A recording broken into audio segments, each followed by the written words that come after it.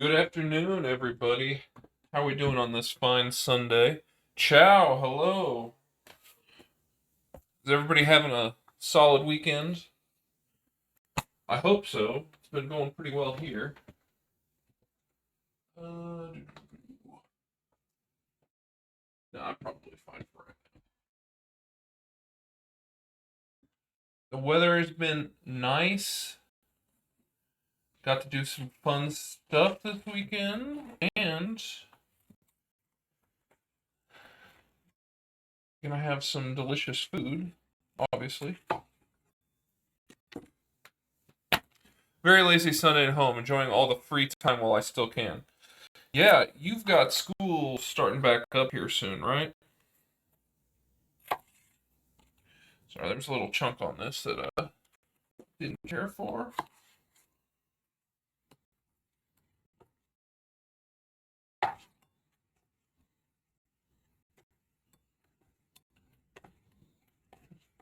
But yeah, we went to brunch with one of my coworkers yesterday. No, excuse me. Yeah, yesterday was Saturday. Having a hard time keeping track of days sometimes. Uh, then today, did my normal like weekend Sunday errands. So went to the store, planned out the food for the week. Uh, Watched some TV. Took the dog for a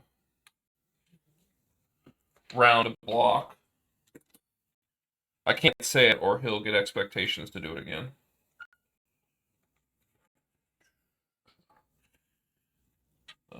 He's pretty tuckered out. He's over laying on the wood floor cooling off. He tends to stay warm for quite a while afterwards.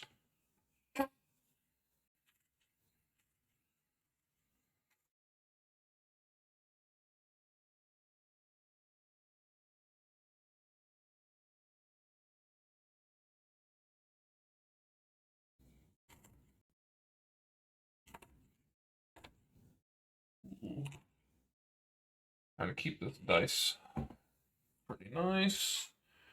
Good deal. I'm back to work September 3rd. Oh, you've got a whole month then. So it's not too bad. I think a lot of our schools are getting ready to go back in the next week or two.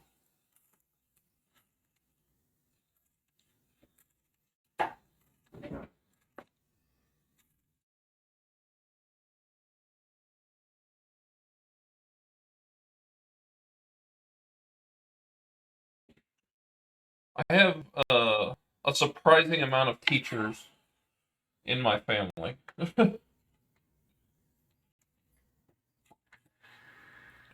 My mother-in-law is a retired teacher. My sister was a teacher. Multiple of my cousins were teachers. So I hear all about it all the time.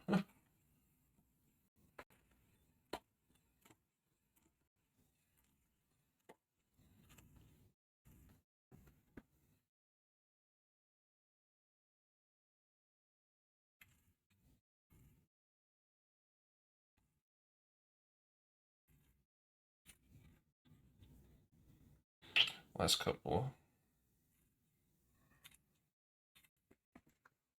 All right. One diced up red bell pepper.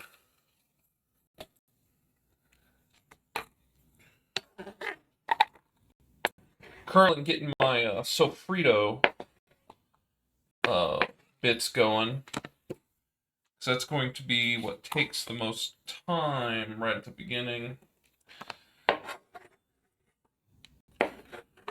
Uh, for anyone who's unfamiliar with paella and the steps involved, I have made it before. This is going to be a slight variation. Um, it's a lot like a spaghetti dish where the process is the same, but you can change like your meat and your vegetables and stuff along those lines. So changing up the meat this time, so my wife can eat it. Last time I made it, she's not a seafood person.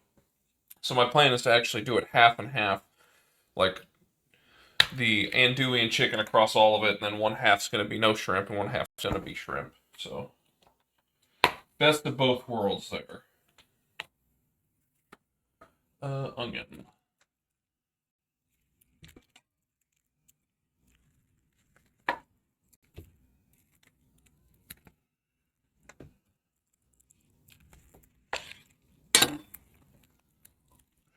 Alright, I gotta dice these 2 yellow onions and some garlic, and we're basically going to cook down the garlic, the onion, and the red bell pepper into a really like caramelized, sweet, almost paste-like vegetable mixture, and then we build the rest around that. Paella is kind of a new thing for me. It's only been my second time making it, but I was so impressed with how it came out the first time that I am really excited about this dinner.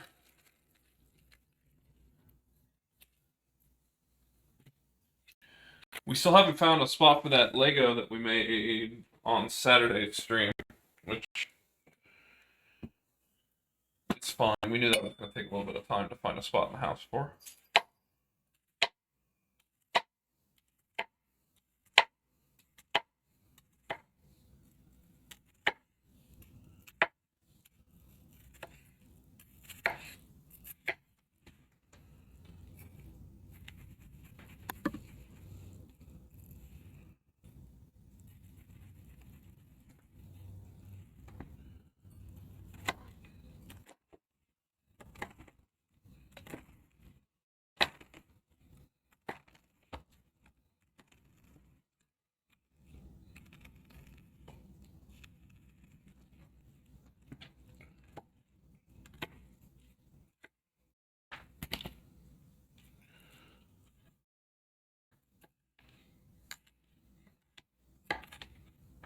Okay.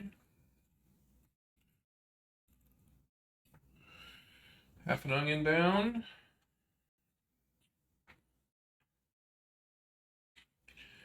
Gotta knock out this other half.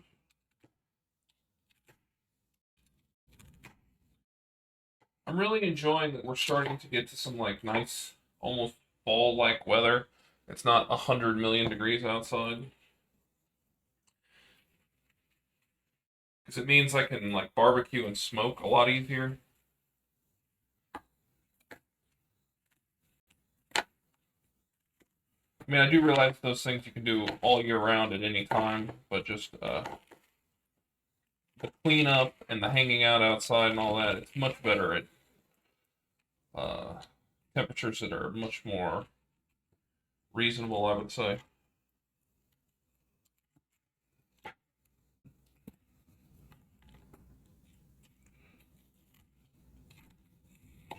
Cutting around the core there. Okay. So we got one onion down. Go ahead and obviously run out of room. Put this in one container.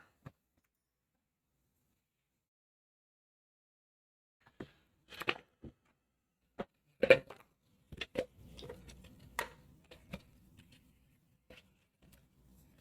we go.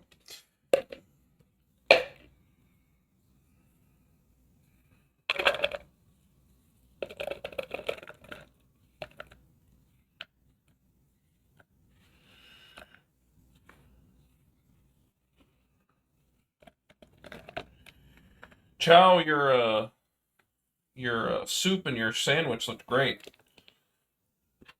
I was curious as to how burned it got. I saw a little bit of char there on the bottom, but for the most part, it looked and sounded fine.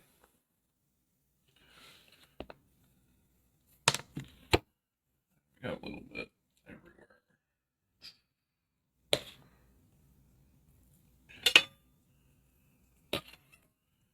We'll wipe up the rest of that. Thanks.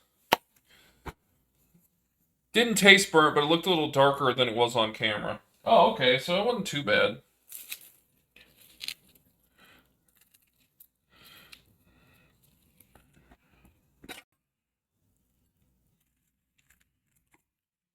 It did make me want to make a grilled cheese for lunch today, though. I will admit that.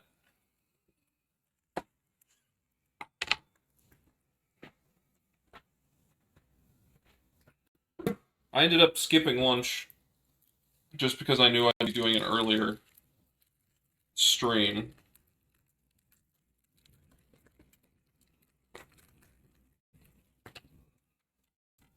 One onion peeled.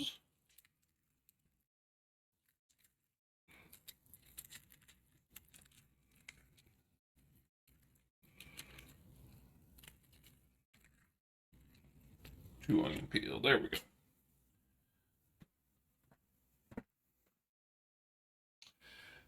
It's a classic. Yeah, my wife, grilled cheese, macaroni and cheese are like her favorite foods.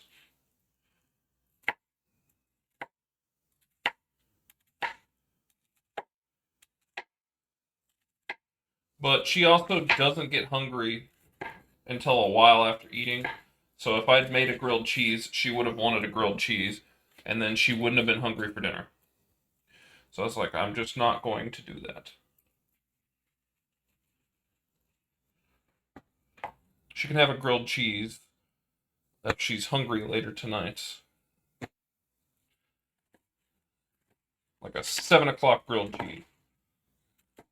That's about the perfect time to do it. For like a snack.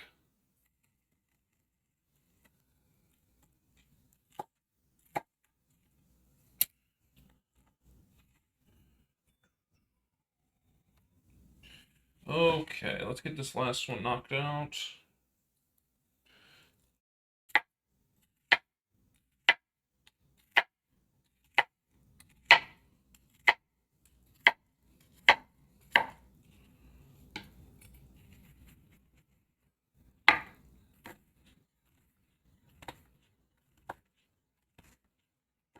Okay. Next after this is the garlic. Gotta cut up 3 cloves. That was a little aggressive.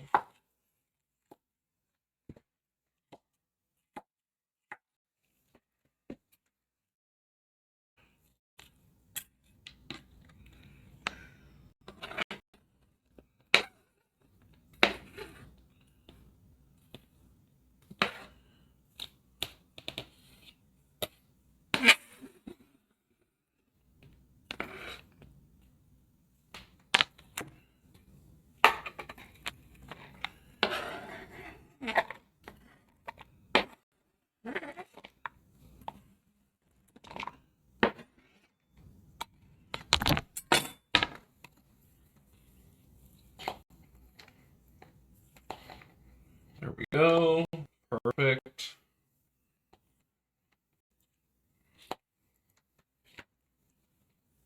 A couple pieces here and there.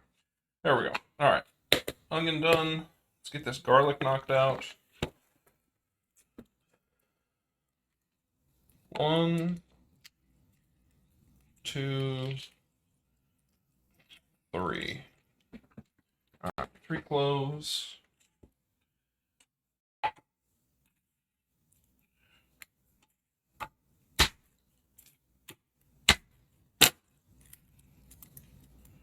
Came off perfectly.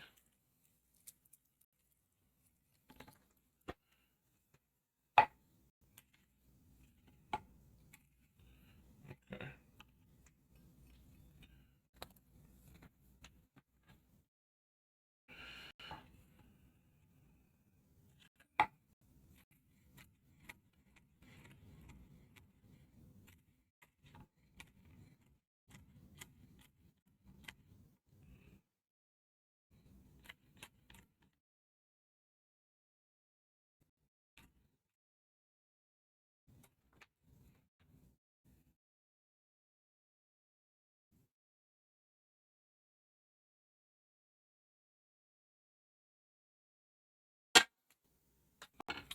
I don't like how some of this looks, so I'm actually going to pull a couple of garlic cloves out.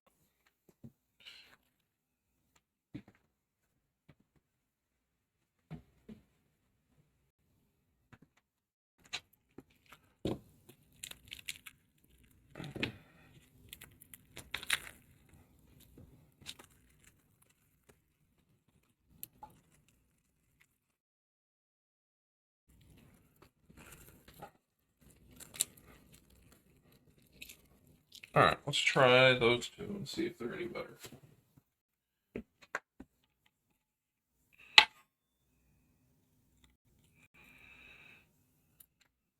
I've had these bunches of garlic for a while, so they just had a little bit of color offage I didn't like.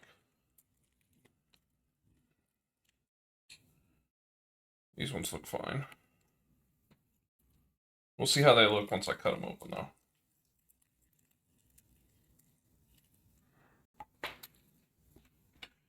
Alright, cut off the tip.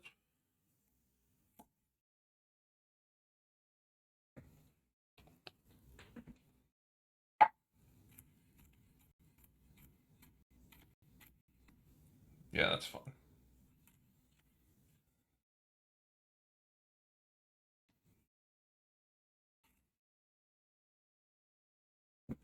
Alright, we're going for a mince.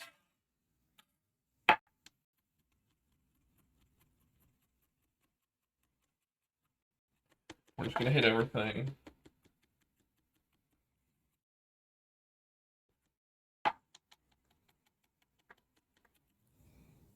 So it's nice and minced. Oh boy. This weekend went quick. I wish I had about another 14 hours of weekend extra.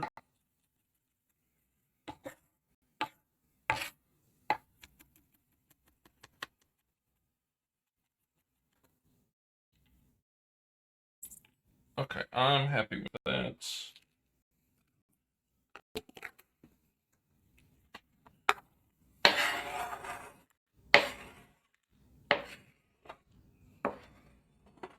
Okay, so what we're going to do from here, after our 3 garlic cloves, our 2 medium white or yellow onions, and our 1 large de-seeded and diced red bell pepper, is we're going to cook it in a pan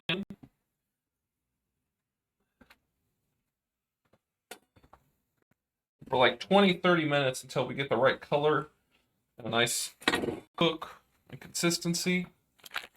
And then we will start up the rest of the process. So, actually, I'm not going to bring you over there yet, because I got to let that preheat real quick. Let's see.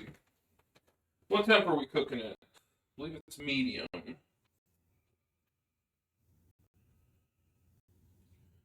Medium high.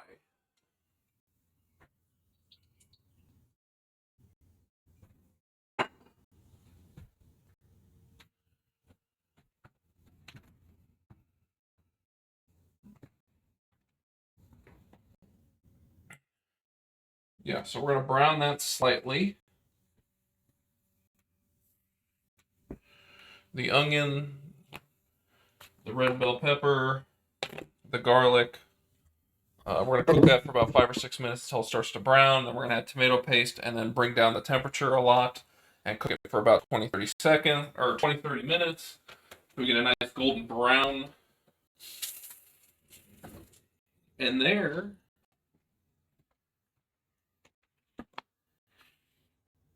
we then start doing our proteins.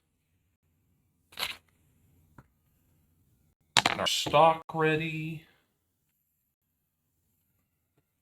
The more of this that you can make yourself and like your own chicken stock,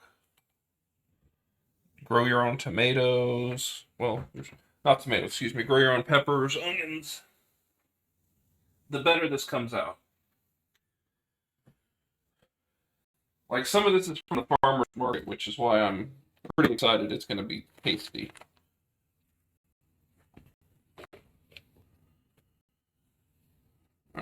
a little wipe up.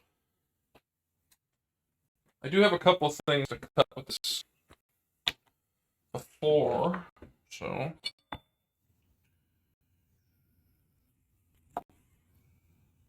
Lemon.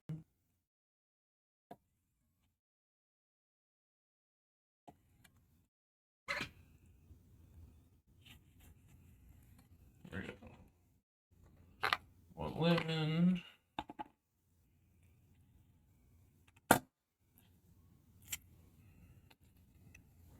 One lemon. Cut into quarters. Eighths? Eighths. 8 cuts. There.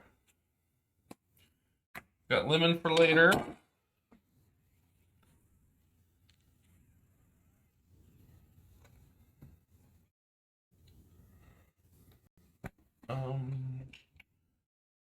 Let's see. Andouille's fully cooked, so I can cut that.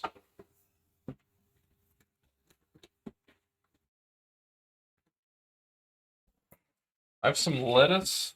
We're gonna do a salad, but I also want to keep some for some sandwiches I plan on making tomorrow. So let's get this cut up real quick.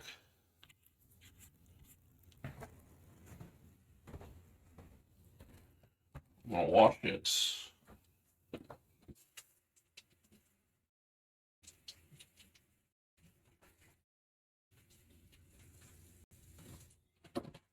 Woo! I about dropped it. Heads would have rolled, right?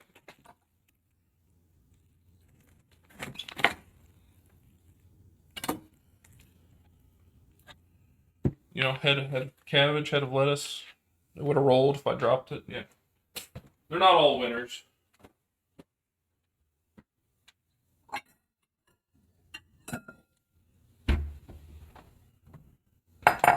Okay.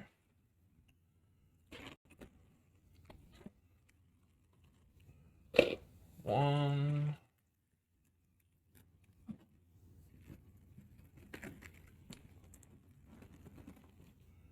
Two. And 3. That should be more than enough for tomorrow, lettuce-wise.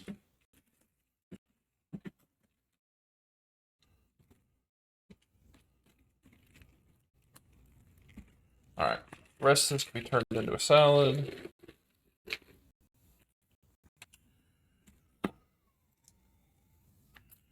I don't really know what the best way to cut up a head of lettuce is for salad.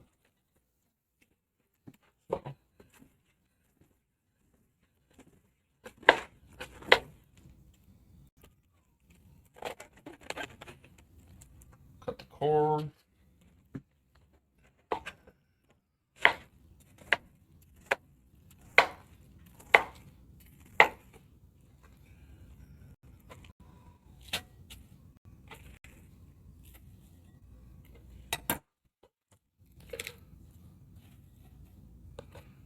Okay. I'm gonna save this other half just for, I don't know, whatever.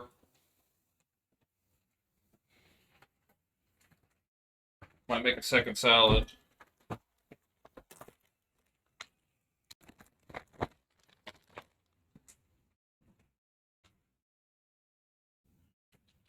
My oil is way too hot. I can see it smoking. You can tell shimmering. Well, we're definitely there. All right. We're going to head over and do our stuff.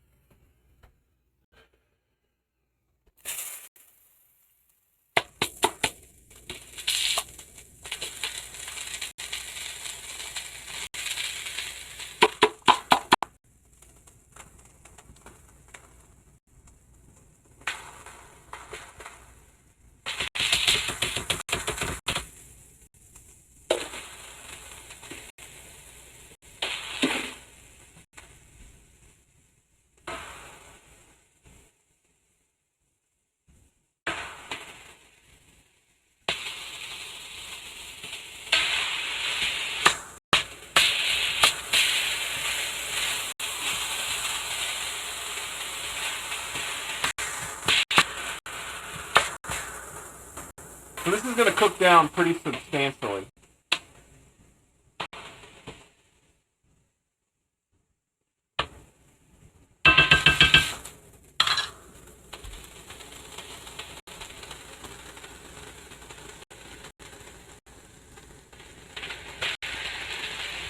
So there's the garlic. I do hate adding the garlic at this point because you can burn it, but we're going to help this along by salting, bringing out some of the moisture in the onions to help keep things from burning. Okay.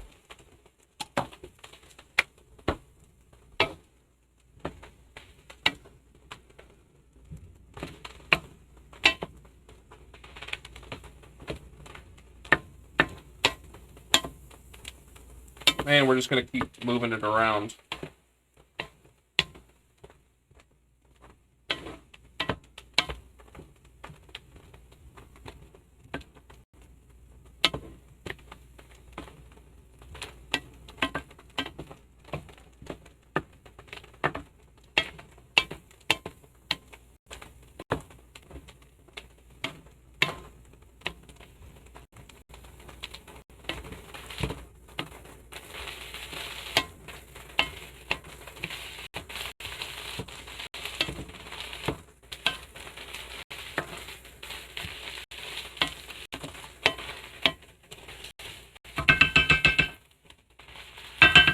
Okay, it smells really good.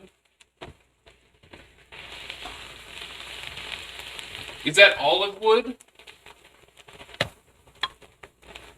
Are you referring to my olive oil as in the oil I put in? It's not olive oil, it's vegetable oil.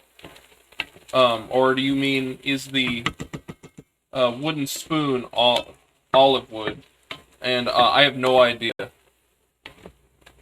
We got these wooden spoons for as part of our wedding. I think unsolicited. And I never used them for years. So I never paid attention to them. And then I realized they're actually goated. And I've been using them like almost exclusively. But part of that is because I've been using a lot of stuff where I don't want to scratch the like enamel or coating off. And wood spoons are perfect for that.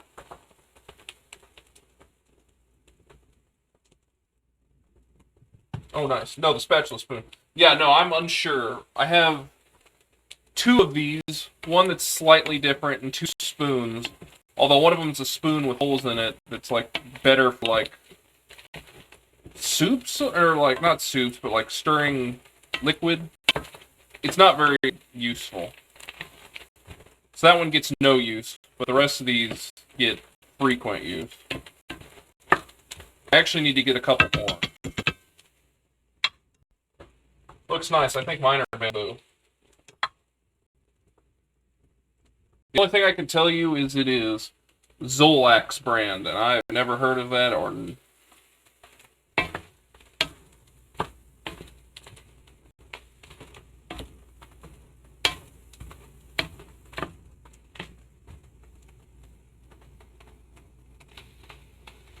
I am using a braising pan for this. I do not own a paella pan. So we'll see how this comes out, but I'm hoping it should be fairly decent.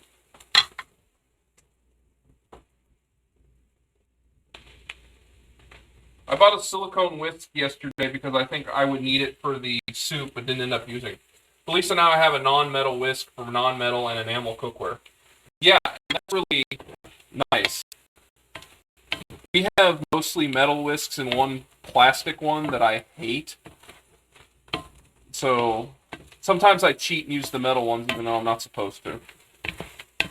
But I try to be very conscious of it.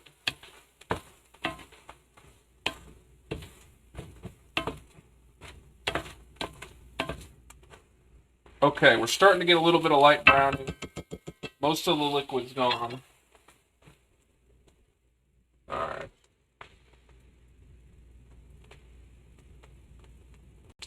Alright, we're going to turn down to medium-low.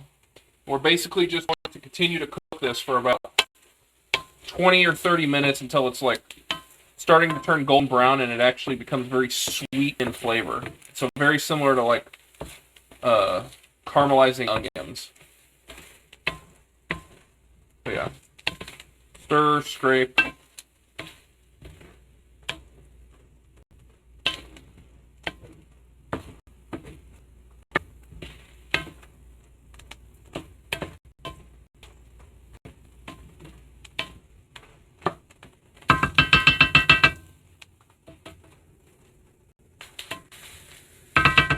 But stirring frequently does not mean all the time.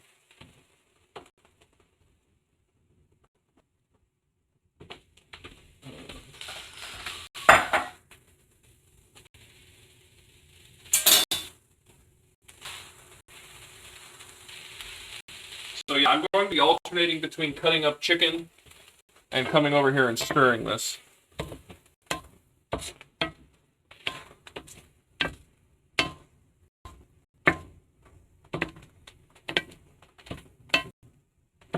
I will say, if this is going to be anything like last time, I remember the absolute aroma that came from making this was unbelievable.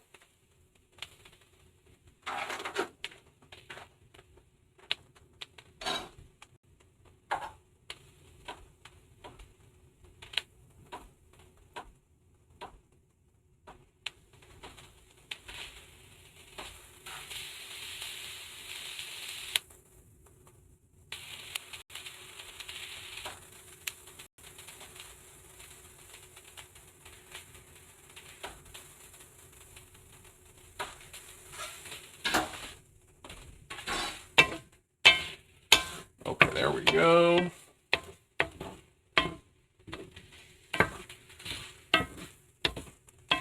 The first time I ever had paella was actually last year. There's a little place here in KC called La Bodega. Very popular for like tapas, which is small plates, and then they do paella. It's got terrible parking. It's like under a bridge. So it can be a pain. And it's not particularly close to my house. It's like good 30, 35 minutes away. But blown away by it.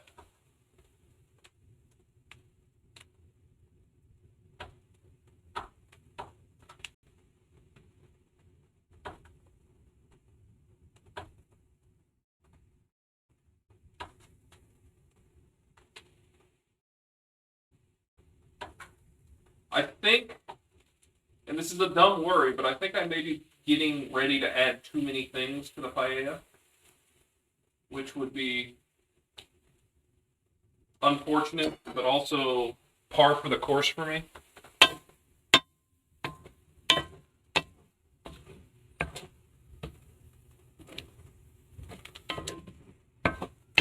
I've got a bunch of sausage, I've got a pound and a half of chicken, I got 6 big shrimp.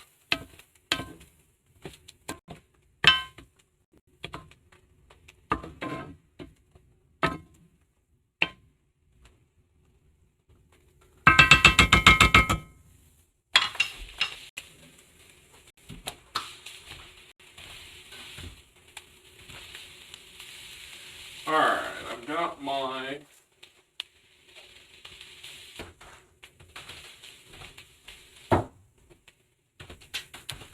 my sausage cut up. Now I need to do the chicken.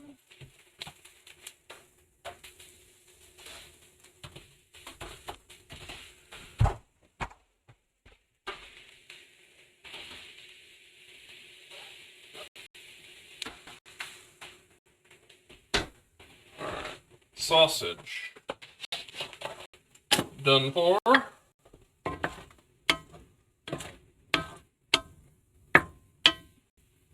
This pan is actually working out really nicely for this.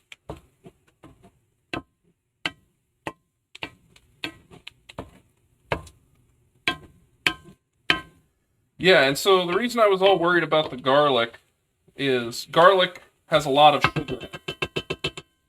And that's why garlic burns really quick. And lots of recipes out there tell you to add garlic very early on in the cooking process, but in doing so, you tend to burn your garlic, and that adds a really heavy bitter taste.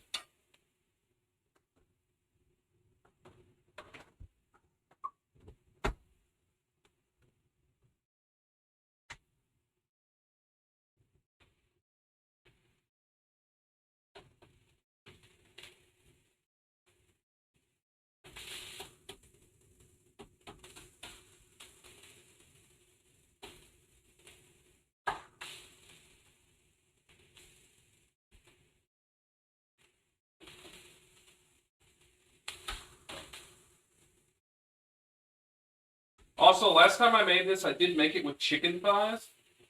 Not a big chicken thigh guy, so I'm doing it with breasts this time. And I'm going to do my best to not overcook it. But if I do, we've got, like I said, lots of sausage and some shrimp.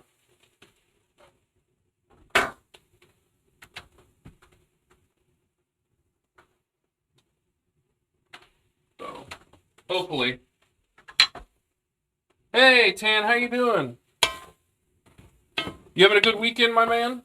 I know your weekend's pretty much over. It's got to be, what, 11 at night?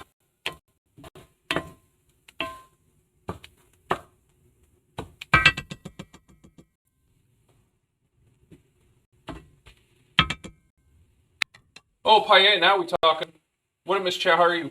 I 100% had to learn not to put garlic in at the same time as onions, as many recipes tell you to. Yeah, that's what I mean. Is like, you do that and you burn it, and then you get this nasty bitter taste. And it's not like anyone tells you that's what causes it.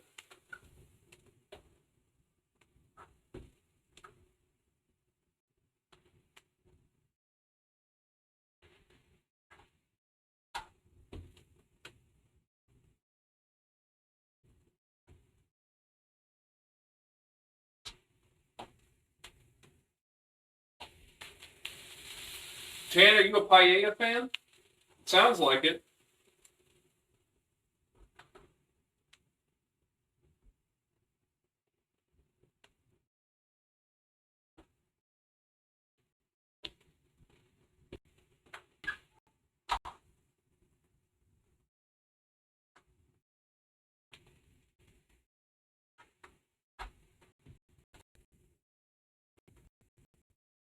Right now we're working on the sofrito, which is like the aromatic base. All right. Got our chicken done. I got weekend all the time right now. Changes in job. Oh, yeah. I'm okay, just relaxing. Yeah, but Chow's been having a nice kickback of a weekend. Eating some comfort food, hanging out with some friends, keeping it low-key, and that, not gonna lie, sounds nice. Alright,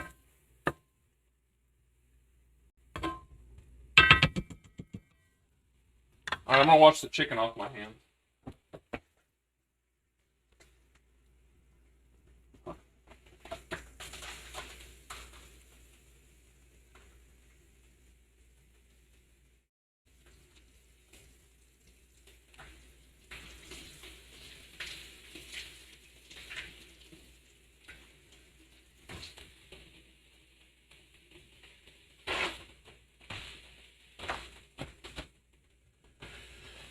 So yeah, we're just waiting for this to start to turn brown and get nice and sweet.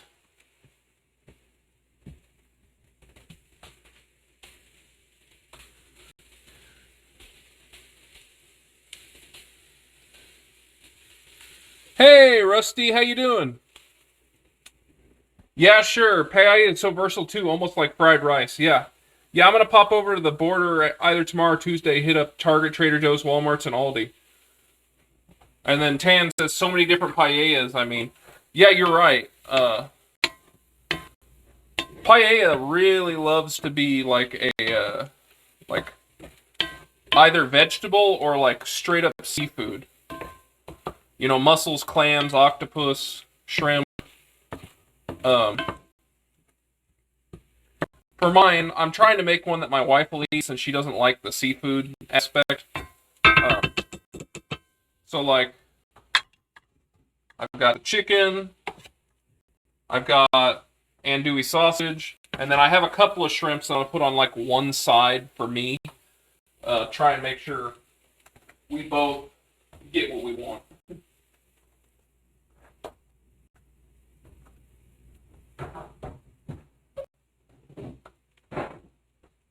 Because if they accidentally touch, it's game over. At least for her, I'll eat it. How you doing, Rusty? You having a good weekend?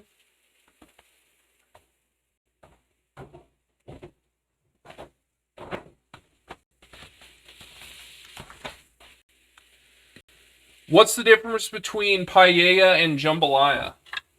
Well, paella actually has its own pan, and the difference is,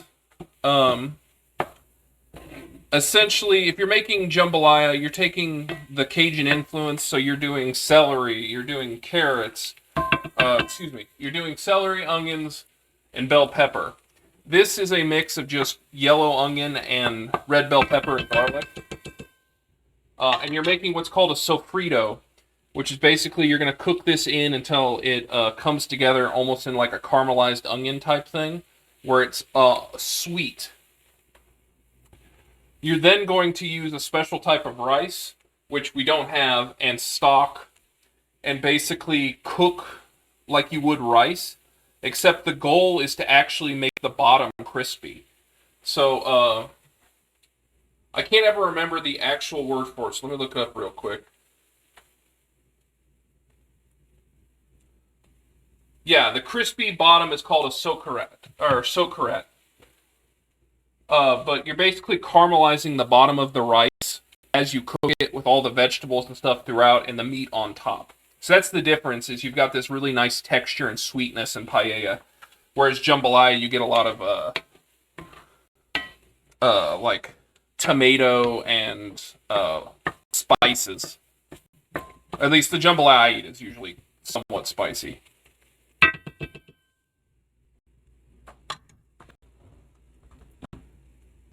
Wait, bottom crispy, wouldn't that be biryani? Biryani is different because that's long grain rice. And it's got a lot of other flavors like curry or gram masala in there, coriander. This has very little added to it in the way, like spices. Where essentially it's salt, chicken stock, tomato paste, the onions, peppers, and then the two main flavors here are saffron and sweet paprika. And that's it. Everything else, we're just building the flavor profile over 30, 45 minutes with the onions and peppers and garlic here.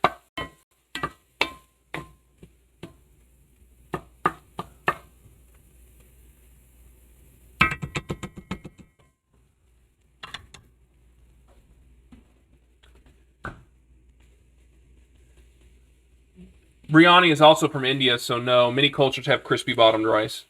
Good argument. Saffron, actually most expensive spice in the world. So yeah, completely different flavor profiles between paella and jambalaya. But do you know the second most expensive spice in the world? I don't. I mean, my first thing would have been to say vanilla, but I don't think vanilla technically counts as a spice. But vanilla and saffron are about the two most expensive things I know used in baking and cooking. At least at like a pound for pound comparison to other things is more what I meant. Okay. How much? 2.5 cups chicken stock.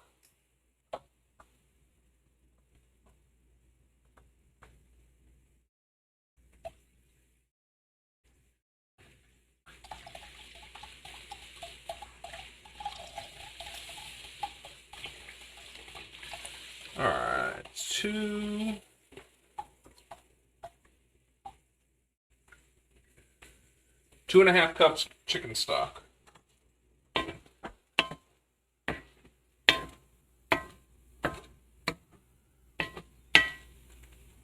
So the reason I'm scraping this down and trying to move it around is we just don't want it to burn, and we want it to cook evenly. So spread it out, leave it, and then move it every little bit. I think it actually is a little bit too low. Vanilla, you're right. Yes, good job. There's a special type of rice for paella. Yeah, it's called bomba rice. It's Spanish. Unfortunately, I have a hard time. I haven't even found it here in Kansas City. So, one of the rices you can use to substitute is arborio, which is generally the rice that you would use for risotto. But you're looking for like short grain rice. That's like one of the main things. Chow can find big bags of it up in Canada where she is, because we've talked about this last time I made paella on stream. But for me, I've looked at Whole Foods, I've looked at Hy-Vee, I've looked at Hen House, I've looked at Price Chopper, I've looked at Costco. I even checked Amazon. Although I know Whole Foods and Amazon are the same thing, essentially. I would have to go to like a specialty store around here, and I frankly don't know where any are to find that specific. Arborio is more starchy. Yeah, that's pretty accurate. Do you actually wash risotto rice? No, you want that starchiness in risotto rice because it helps it helps your stock basically turn into like a creamy sauce. A starch is essentially a thickener.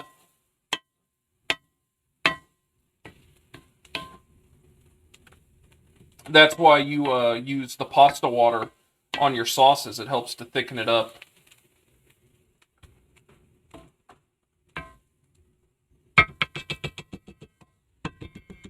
And that's actually something I've been learning a lot about from some videos recently is, you know, it tells you a lot of times is fill up a pot of water, 6 cups of water, and we just, you fill up until you go, oh, that looks fine, and everyone ever measures it.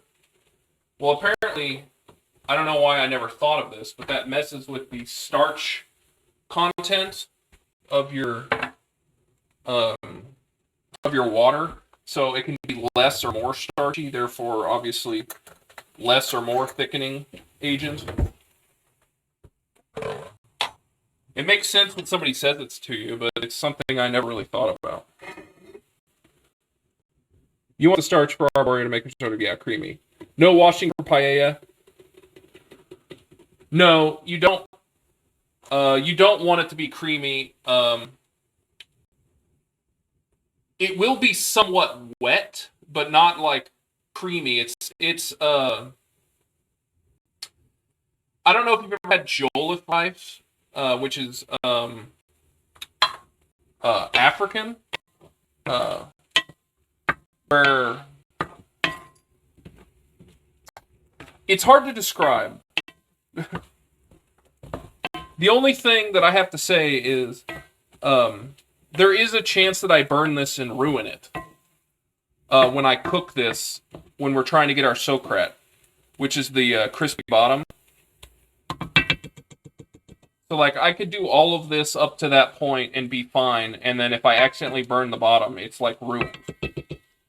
And the problem is you can't check, because if you scrape it up, then you no longer can do that section. So you have to basically hope for the best when it comes to that point.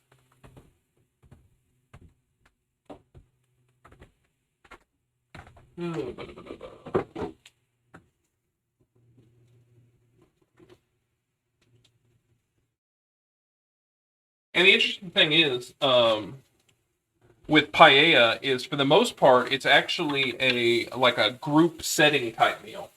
You don't usually see people make paella for one. That being said, last time I had the paella, I almost ate all of it myself because I liked it so much. So I'm hoping that my memory of that meal is pretty accurate.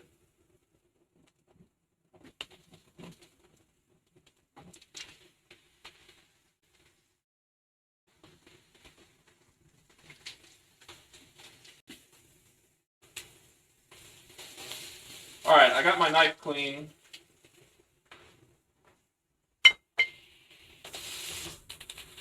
I just need to do a wipe down of my stuff.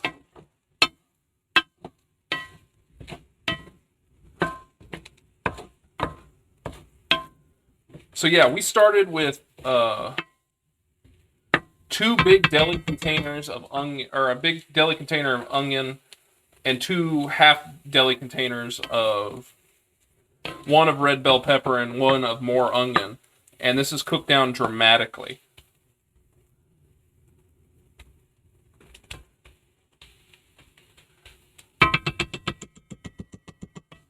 I think this is supposed to end up being like a third cup of sofrito. Like, it's a pretty small amount.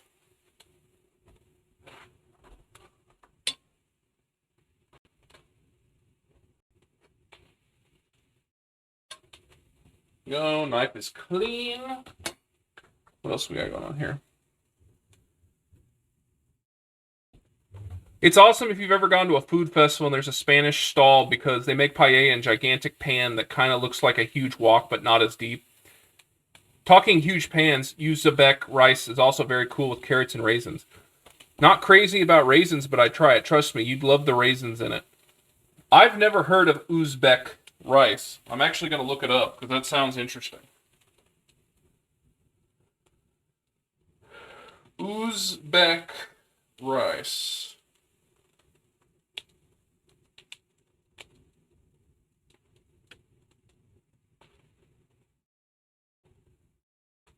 It's lamb. Well, at least the one I found is lamb rice. It looks really close to like traditional biryani, which I've got no issue with.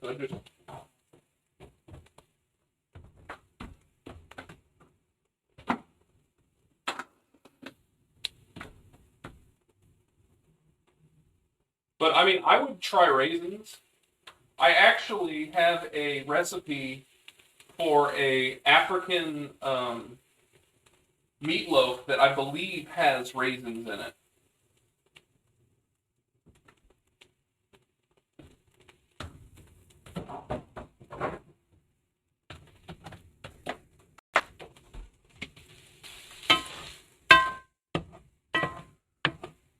See, we're starting to get sticky here because it's really starting to want to hold on to the pan.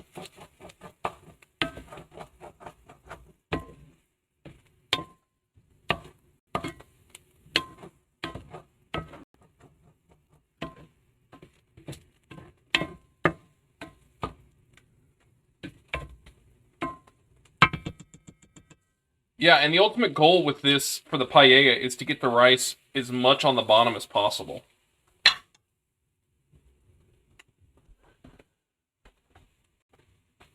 You underestimate my hatred of raisins, Chow says. That's... Do you like craisins? Is it a texture thing? Or is it like... You just don't like raisins... The flavor? Like, if they aren't grape, that's fine. Like, I'm very curious as to what your distaste of raisins stems from.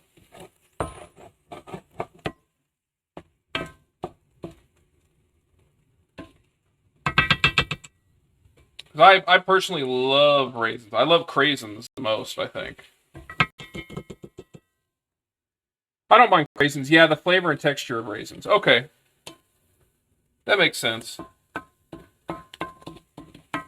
I find that I use craisins more anyway. Like, I think raisins are really good on salads and as snacks.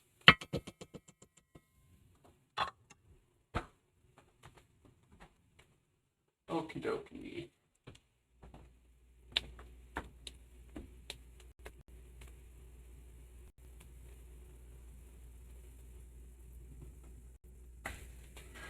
Alright, so as this continues to go, I do have, I'm going to make a vinaigrette. No, I'm not going to make a vinaigrette. I'm just going to go with a pre-made one.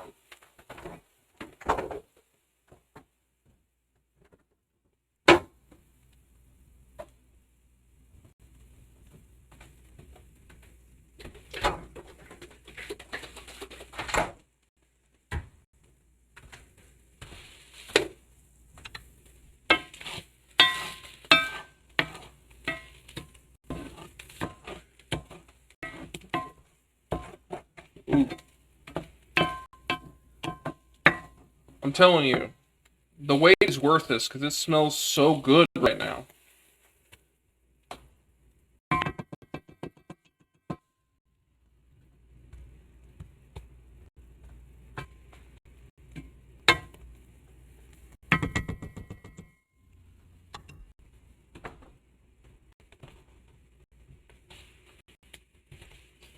What am I doing? I already have a lettuce in the fridge. Put it back.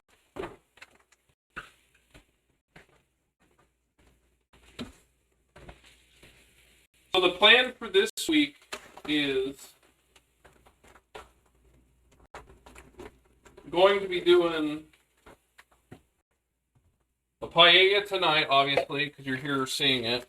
Tomorrow, I'm going to try and smoke a turkey breast and make like a smoked turkey club. It has to, if I smoke it or not, will be based, excuse me, on if the rain that we're supposed to receive shows up just tonight or if it goes into tomorrow. If I can't smoke it, then I will do a roast or something with it and still make the sandwiches. But my preferred is going with that. That's what I'm going for.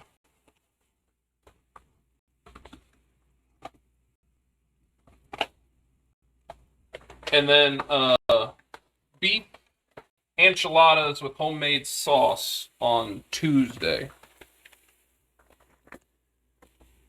100%. The only form I will willingly consume are oatmeal raisin cookies. Really? What about oatmeal, like just raisins in oatmeal?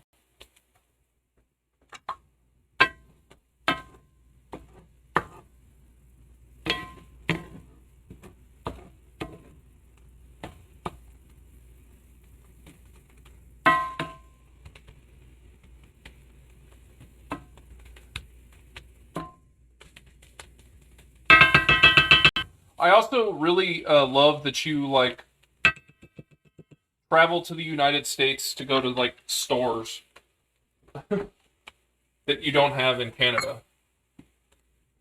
Like you make a trip out of it. Like that's pretty interesting.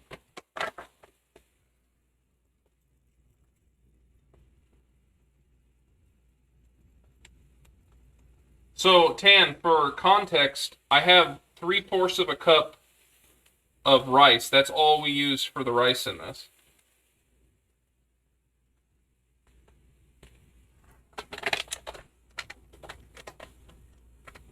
So this is the same bag I used last time, and I still probably have a whole nother paella out of it, which is blowing my mind. I bought 2 of those. Not that we're quite there yet, but we're getting there.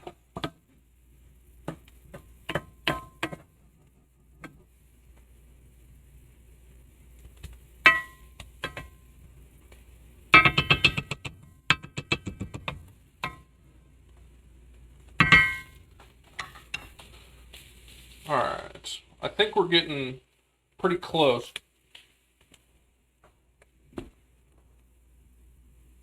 Sorry, I missed what you said. What? Oh, I was talking about raisins. I was like, are you okay with raisins and just oatmeal? Like, I've had oatmeal with, like, raisins and brown sugar on it. So that's what I was asking.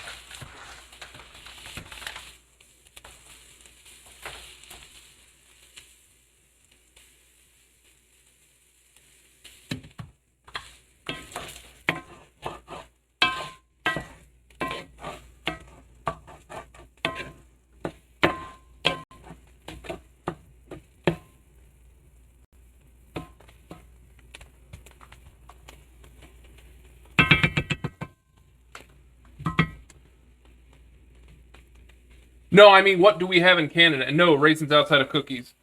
No, I was saying I like that you make trips to the U.S. to go to stores and get things that you don't have in Canada.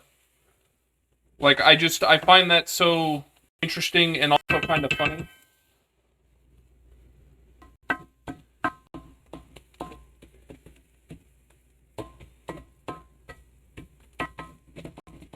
I just kind of assume that you would have the same things that we have, like you being so close to the border. But I guess that's really just not true. And I'm more than happy to put my ignorance on the line.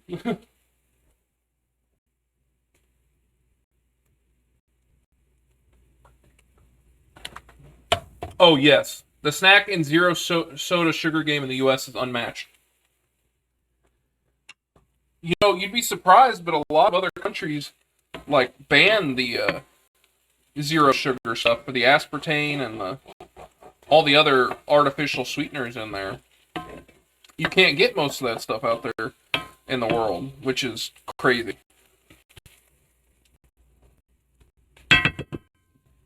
Because I'd love to visit Japan, and Japan has Coke Zero, but it doesn't have Diet Coke or any of the other stuff. So it's water or Coke Zero. And I despise Coke Zero.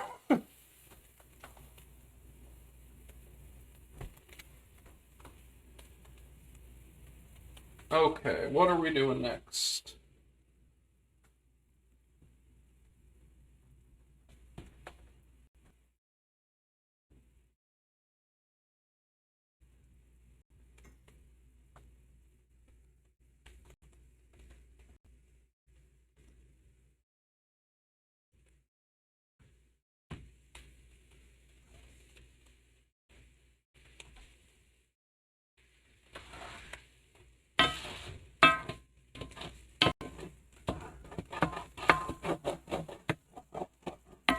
Okay, so I misspoke earlier when I said that all of this is going to be used for the paella, and we would only have about a third of a cup. I'm supposed to have about a cup's worth, and then I use a third of a cup, and then I can save the other two for more paella.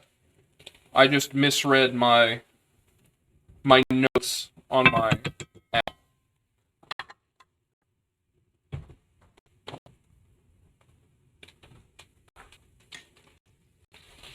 Alright.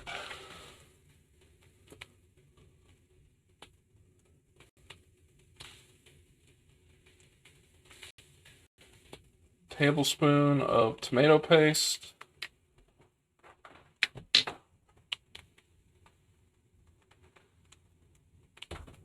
And if anybody wants to know the recipe that I'm cooking,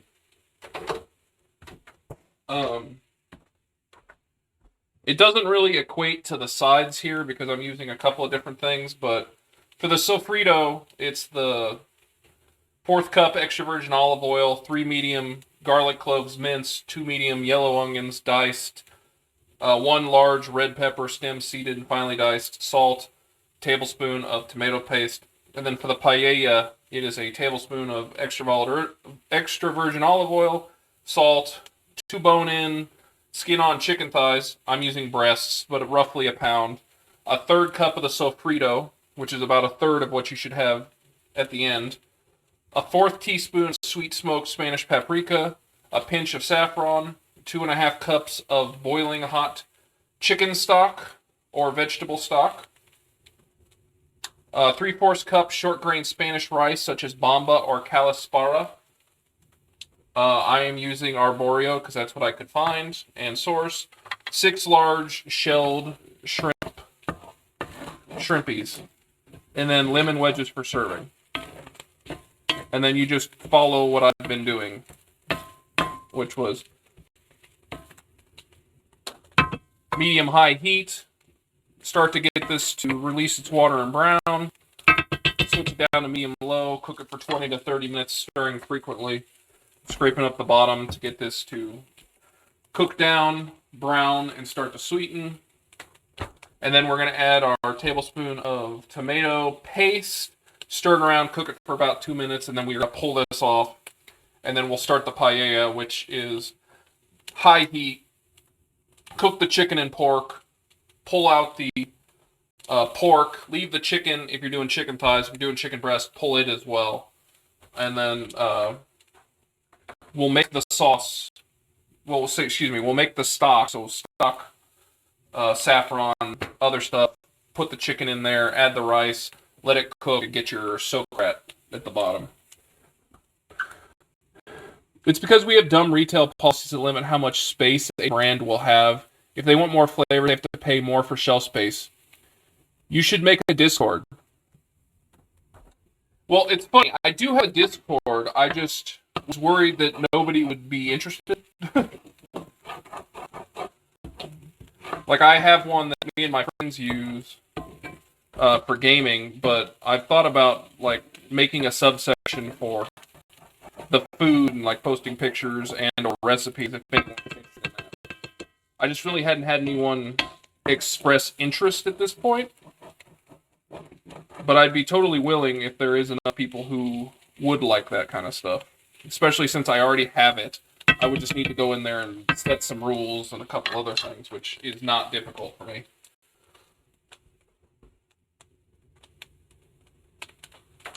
Alrighty.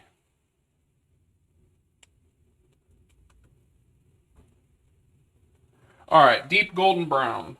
I would say we are definitely deep golden.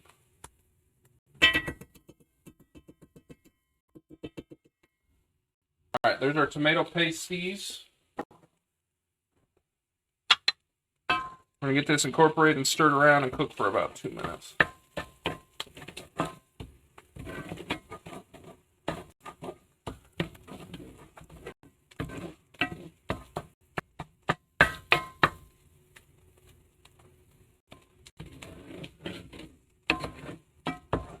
There we go.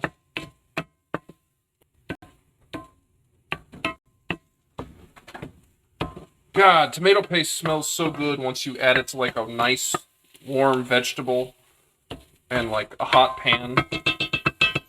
It immediately like smells like sauce that's been cooking for hours. I know it is literally just condensed sauce. But I love it.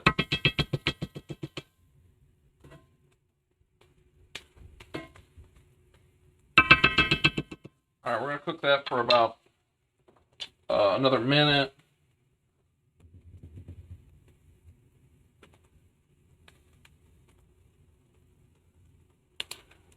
So, yeah. This can be stored for about 5 days. As for can you freeze it, I don't know. I'm actually going to have to research that myself, because if I can, I'm definitely going to, because this is the longest process when it comes to making paella, and if we can make it quicker, I'm not going to complain.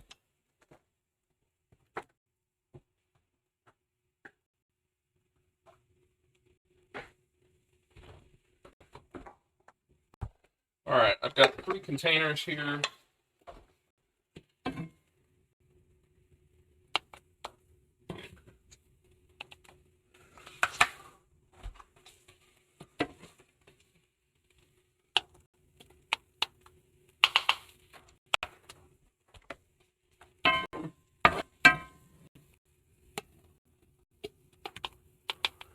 This should be about 85 grams or so for the amount that we're going to use for the cooking part. Okay,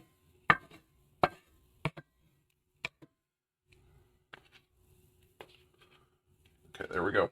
All right, I'm actually going to measure this real quick. And we're going to turn this up to medium high.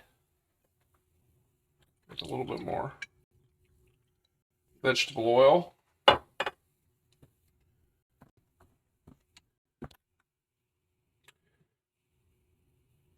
I post all the recipes and final dish photos in my Discord, and I have other channels to build community. Yeah, I mean, that's a great way to go about it.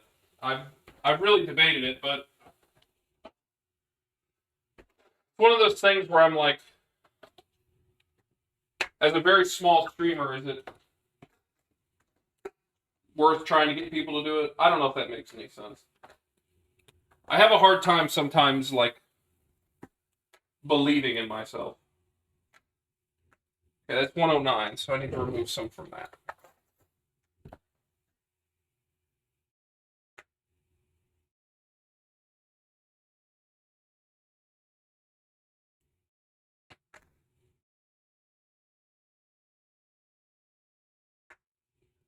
$4.93. 92.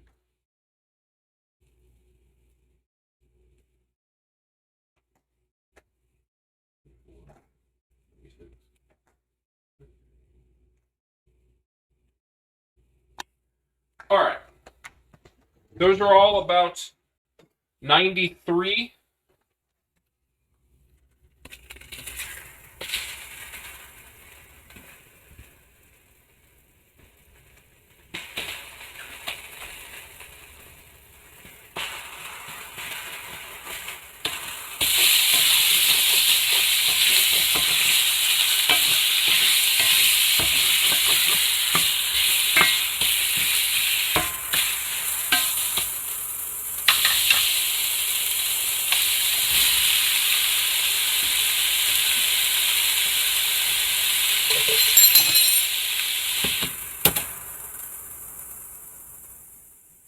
A little bit of salt, black pepper, basically our seasoning here.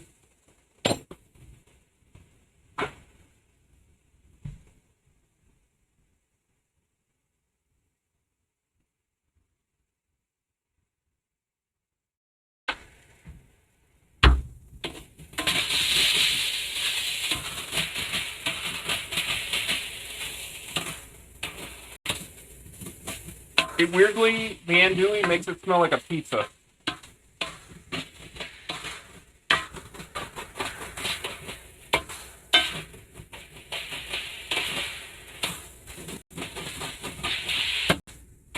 I'm also trying to get up some of the fawn before it completely burns.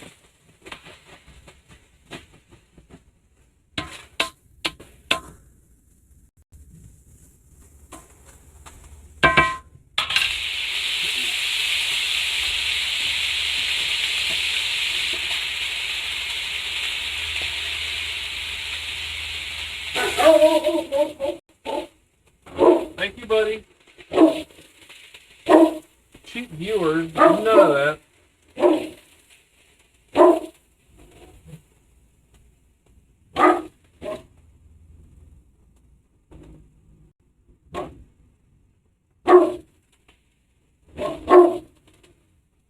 There we go.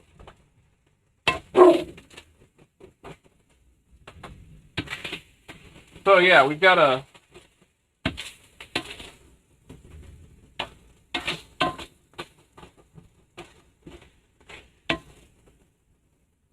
gotta get the chicken and sausage cooked. I am going to pour a little bit of water on here so I can get up this pond. I don't want it, I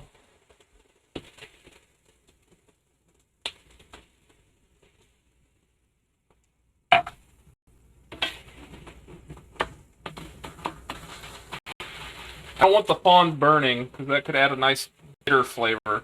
I say nice, not a nice bitter flavor.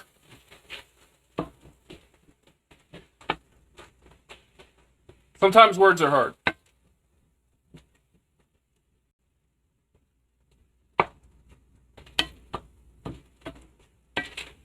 But yeah, all that water is going to cook off, and that flavor is going to attach to the meats, which is yum.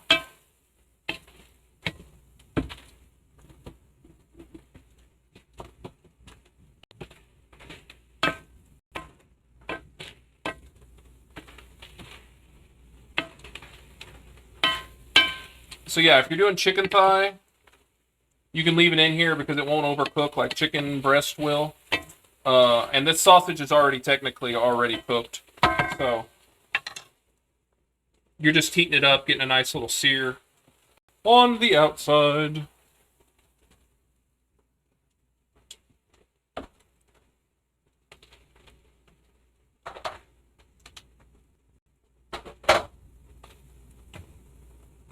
Hello. Hello. I didn't see you there. I know.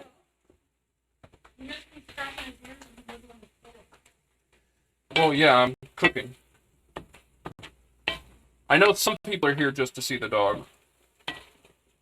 But not me. I'm here to cook and see the dog.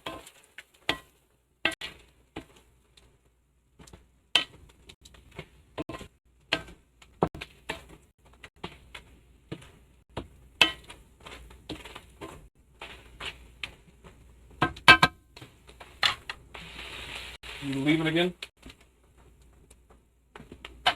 Oh, okay. Yeah.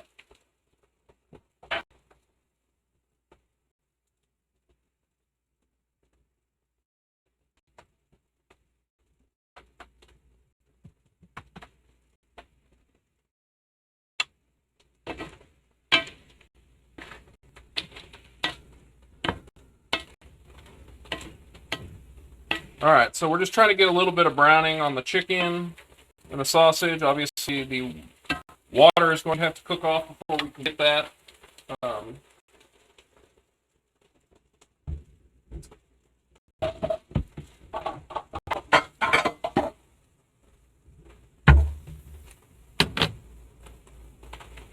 then we're going to add our sofrito, our rice, our flavoring, no, excuse me, the sofrito, the stock, and our flavorings. Let that come together, then we add the stock, let it go, and then we sprinkle in the rice, and then start adding everything else over the top.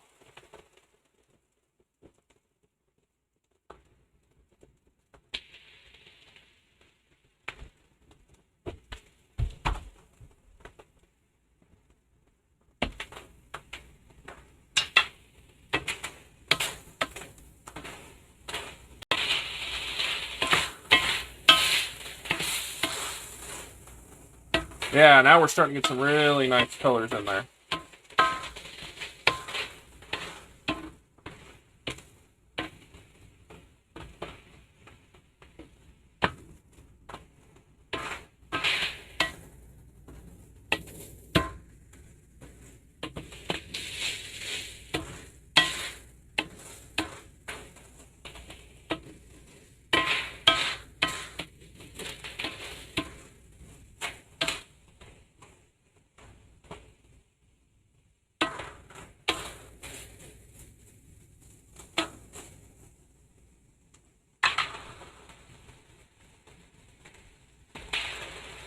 Best way to know?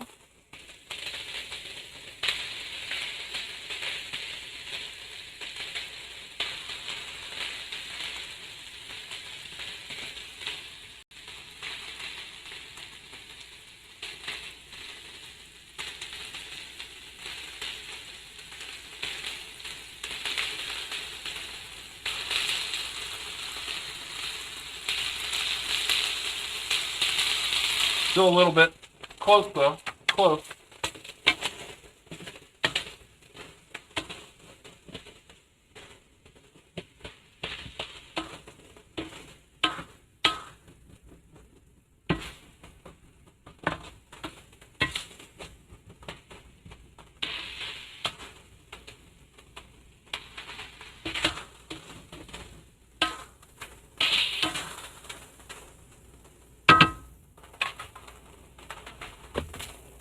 Smell looks wonderful.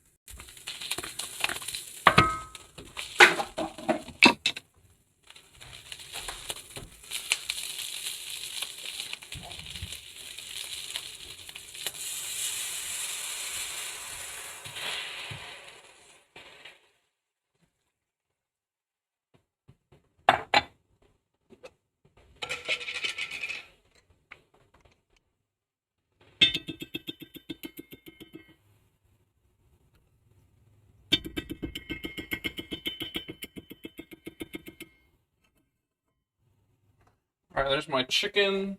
All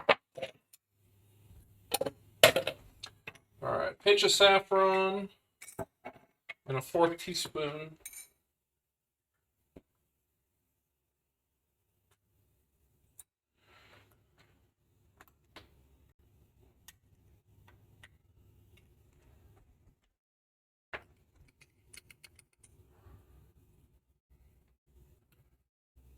There's the paprika.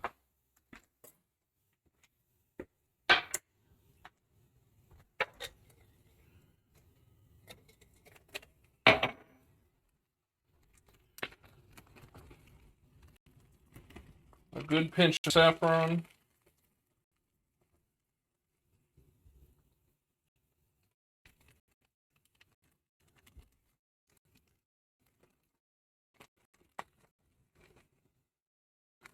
There we go.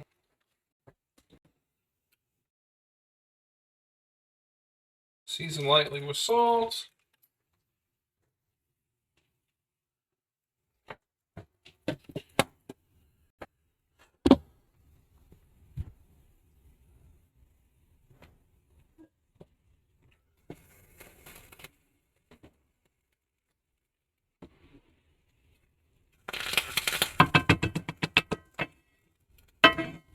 There we go. Sprinkle on rice all over, make sure grains are submerged and not on top, using spatula gently swirl.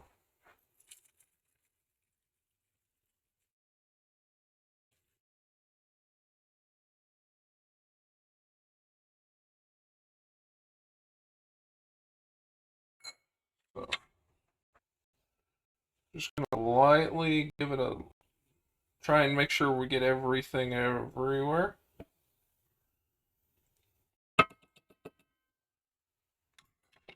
Okay.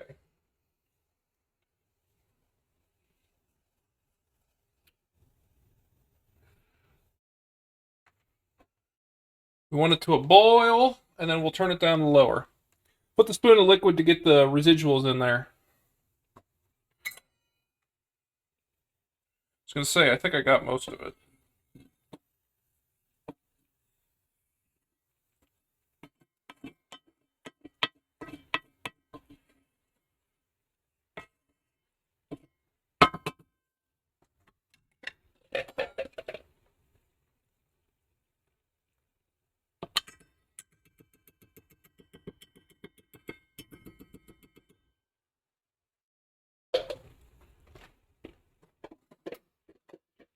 Okay. Bring to a boil. So we're at a rolling simmer.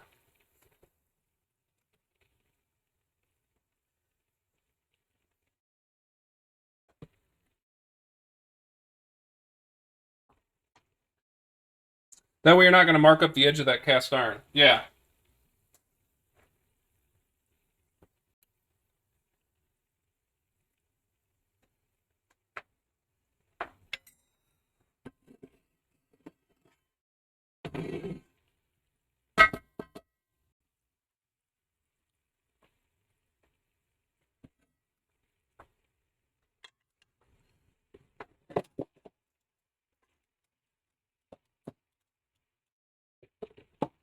All right, now we're getting to the almost done part.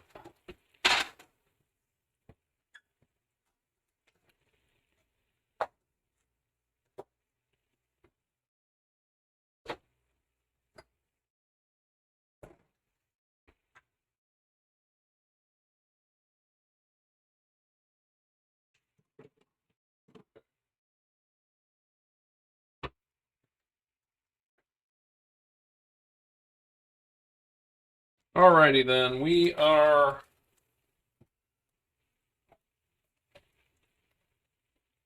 return to a boil.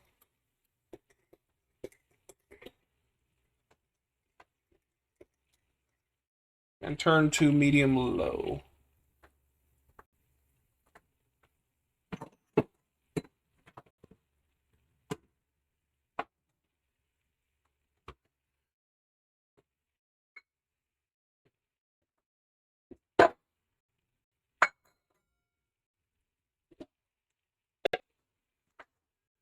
Alright, so we're now to medium low. Cook for 8 minutes.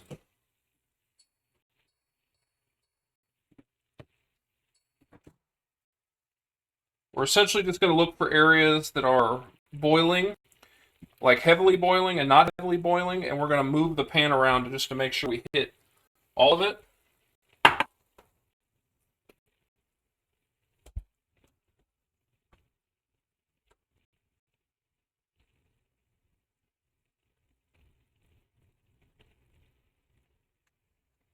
So we're going to do this for 8 minutes, and then at the 8-minute mark, we're going to add all the chicken and the shrimp in.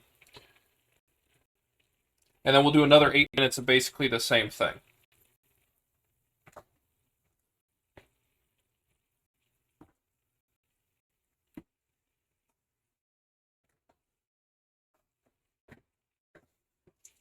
So if you're at home, it's a good time to start doing some of the cleanup.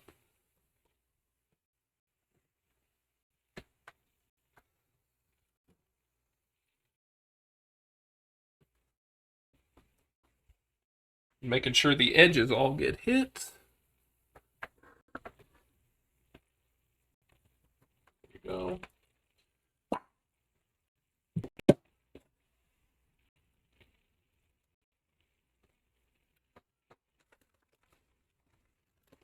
I have my 6 shrimp.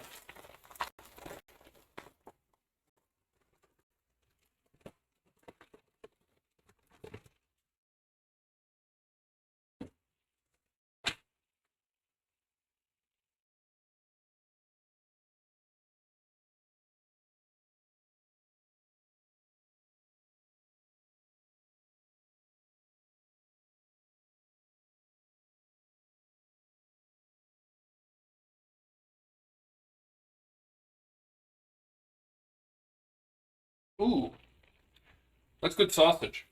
I did try a piece. I'm human. You can't expect me to not have some.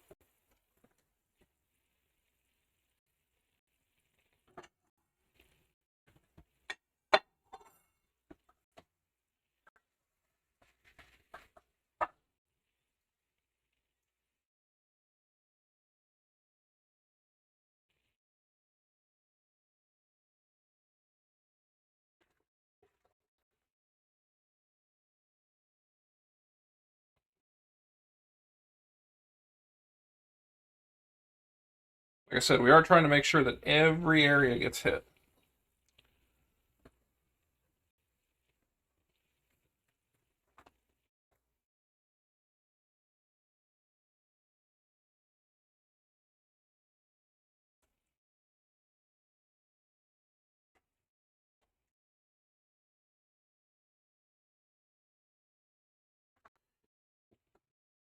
I cannot wait to eat this already.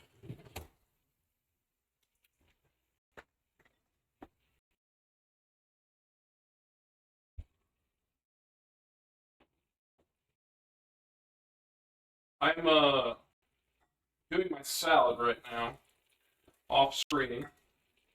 It's literally just the lettuce plus some of that salad dressing I pulled up, so don't like riot.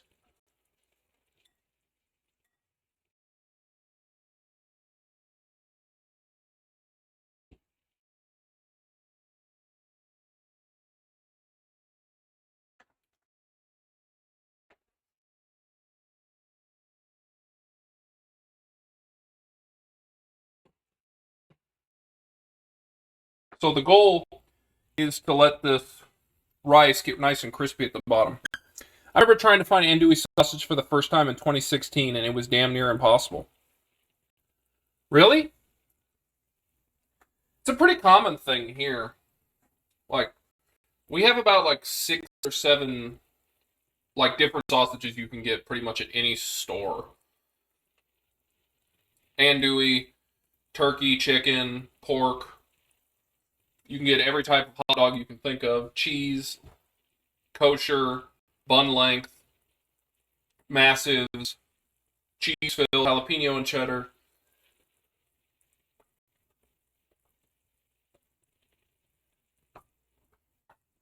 Then we have a bunch of places that do like fancy sausage flavors. So like chicken and apple, uh, bourbon and bacon. Like, we love our sausages.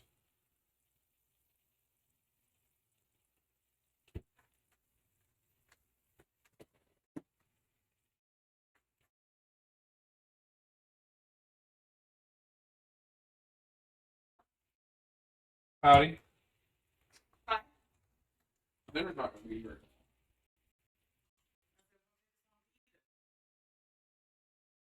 Well, that depends. It was more of, you shouldn't go far. It's more of, it's not going to take long to be ready. Yeah. See this dog? I see him just laying there. My wife is thinking the dog looks extra cute right now.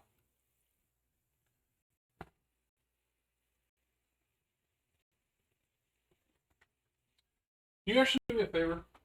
Maybe. Can you look up and see if you can freeze sofrito, Sofrito, after you make it?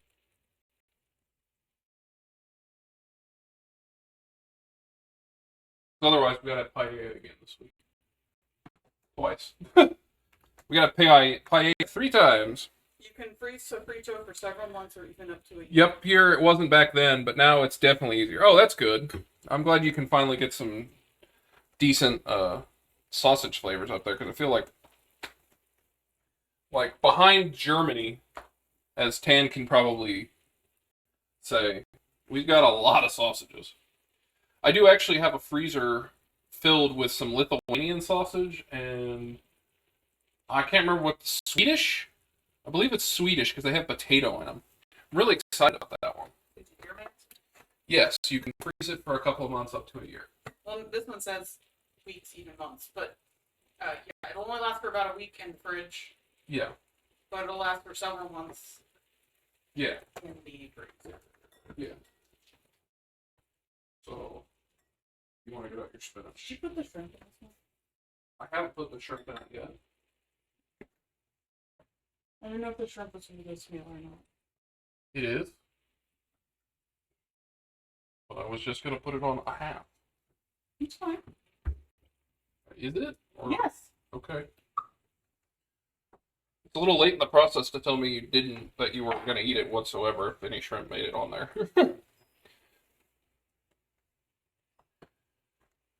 Okay. We are 18-second mark. All right. Seasoned shrimp with salt and nestle around the chicken thighs and pork.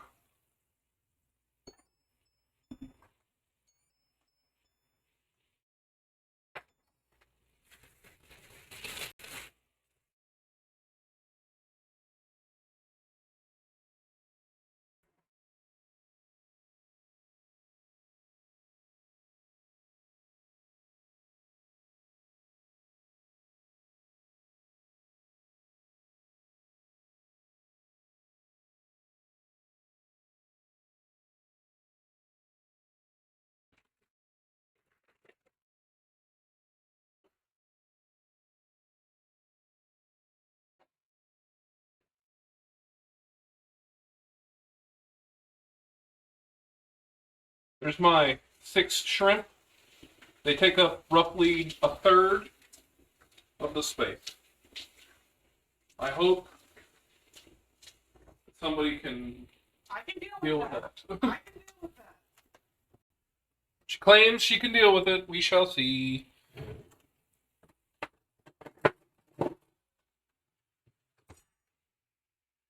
Alright, so we're going to go another 8 minutes.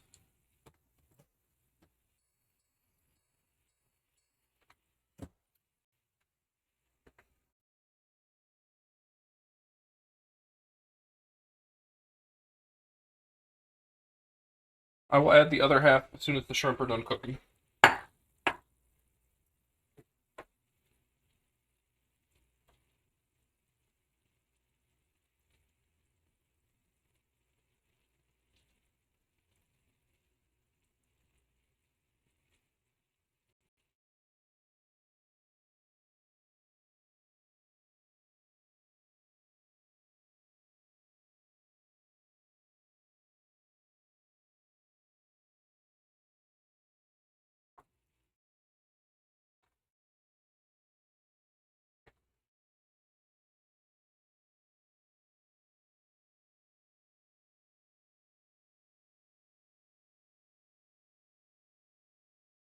Yeah, so during this time I will flip the shrimp so we finish cooking those, and then basically once we feel like the liquid has gone, uh, we will basically just let it, or not all the liquid is gone, but a good chunk of it's gone, and we're starting to get a crispy crust at the bottom. We'll pull it and let it sit for about 5 minutes to try and absorb that liquid, and then essentially at that point we're ready to eat.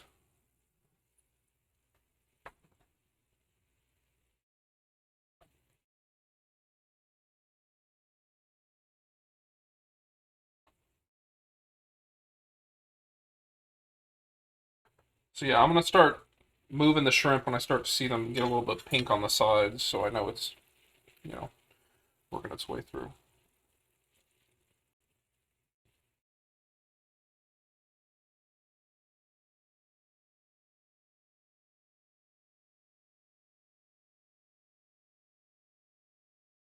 I'm trying to disturb the rice the least amount as possible.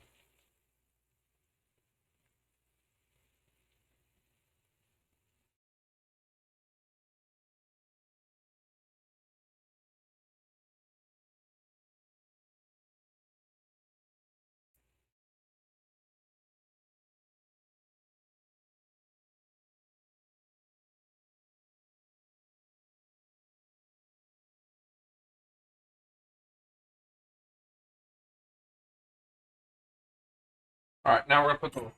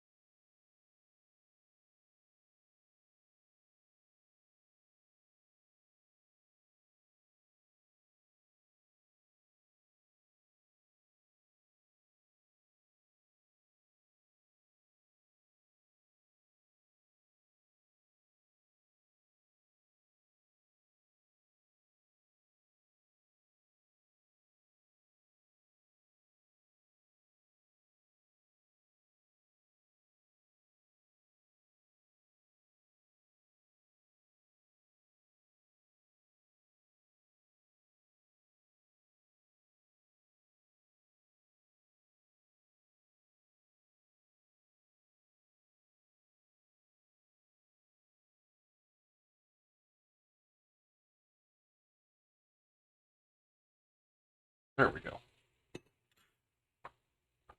Looks pretty good, a little crowded.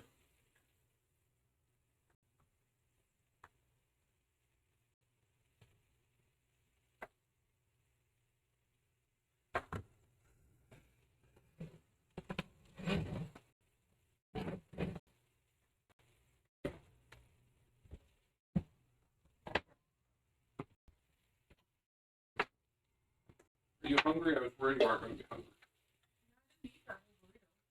No, you're not. Ooh. Ooh.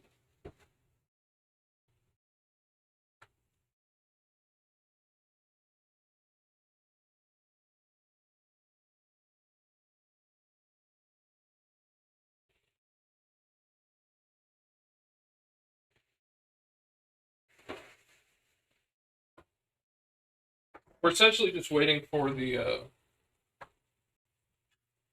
rice to finish up.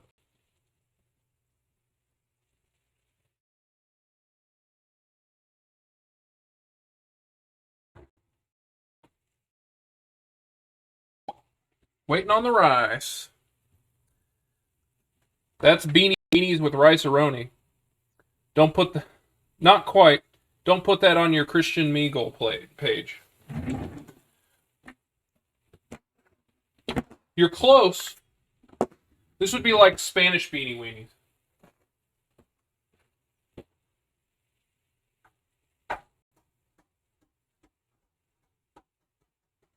But welcome in.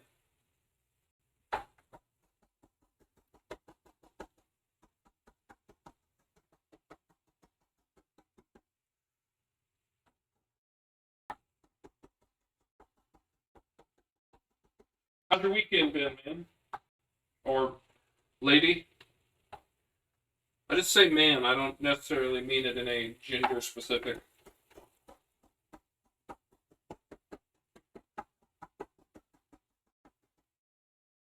To anybody.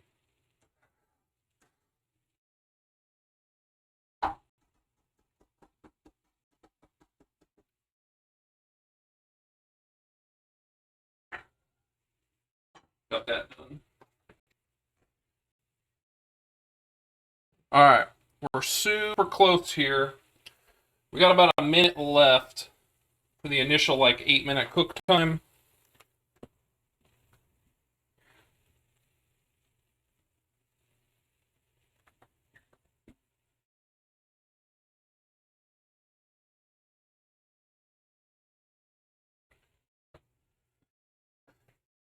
So remember, the goal is to not burn the socarrat at the bottom.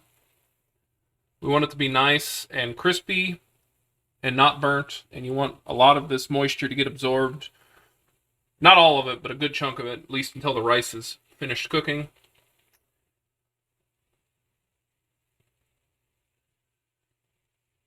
We've built up a lot of flavor in this, and I could not be more excited. You call that Spanish someone's mamacitas coming in with a chancala? Paella is Spanish, though. That's where it originated from. Spain.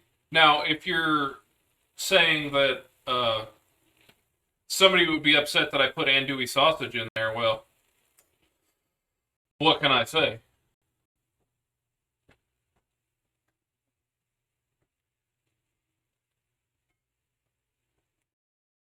I realized that, a seafood one would be probably a lot more par for the course traditional. However, my wife doesn't eat seafood, so this is the best I can do. Not even like the traditional seafood ones I have had octopus, clam, mussels, shrimp, and some baby scallops. I only like about half that stuff myself, personally. I'll eat mussels, don't care for clams, but shrimp and scallops, yeah, for sure. Octopus, that's always, I've eaten it before, but it's kind of grossed me out. That's okay, you didn't say it have to be authentic. Tell him it's the chicken from the sea. Yeah, it's tuna. So, I am periodically grabbing a rice just to check for doneness.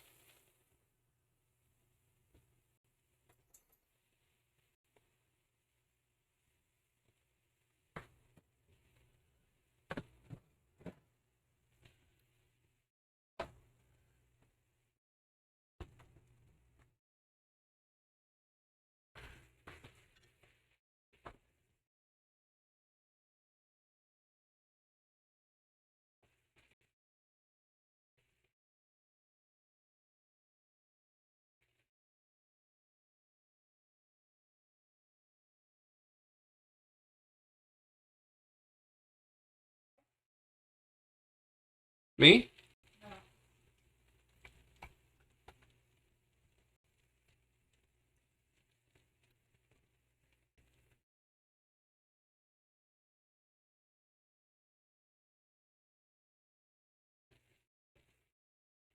I was gonna say I was just checking to see one of the corners if I could scratch it and see how it's doing, and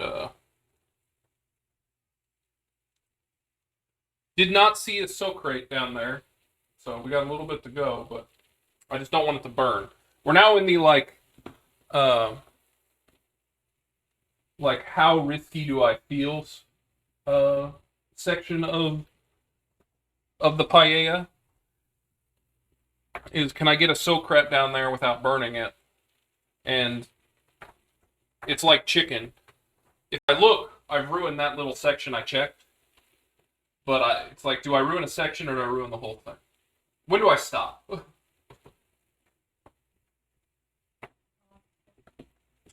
It's supposed to take as long as it takes.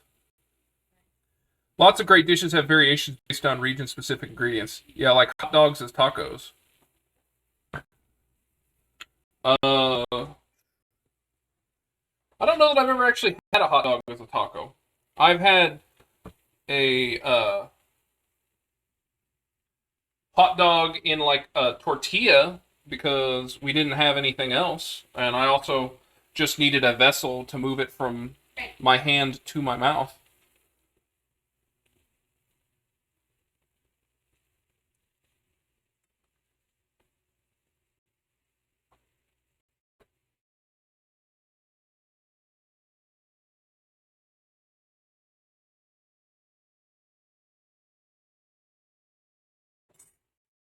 All right, I'm gonna let it go 2 more minutes, and then I'm gonna pull it,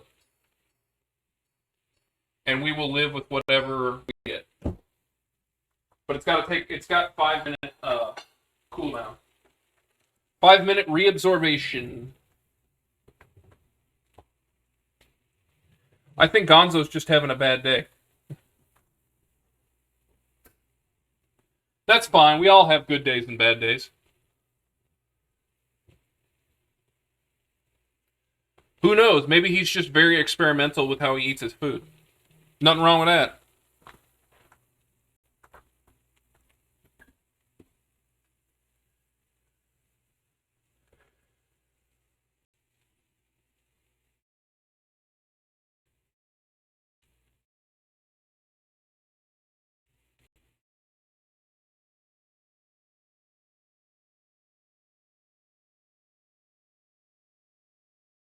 I'm more worried about ruining those khakis and polos and New Balances in the house. Yeah, that's fine.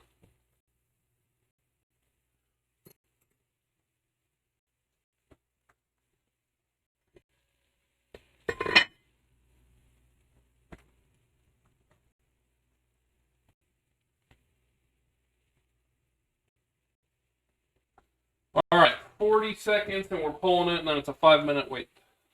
Can you handle that? Do you want to get your spinach out and make a spinach salad, or do you not want a salad with this?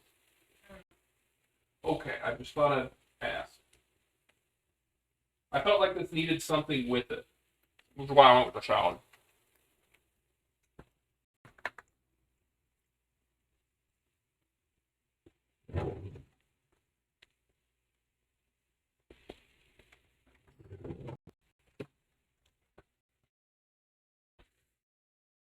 I'm gonna go grab the fireworks.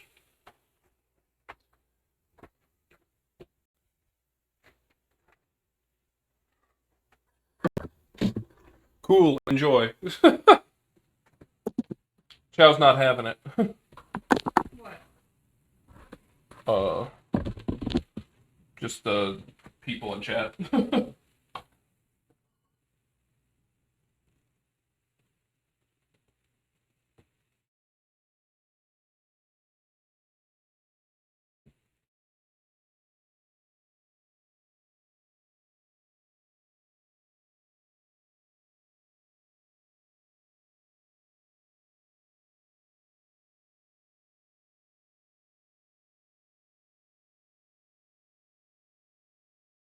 Do I want to do full lemons?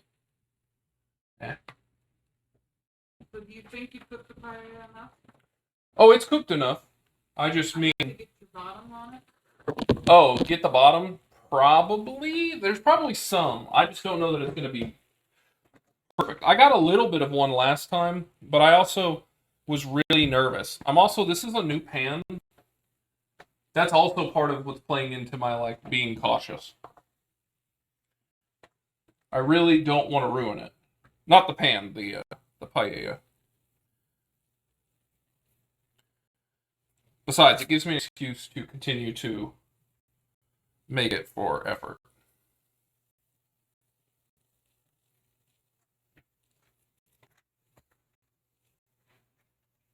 All right. So, you can come over here and take your initial pictures, though.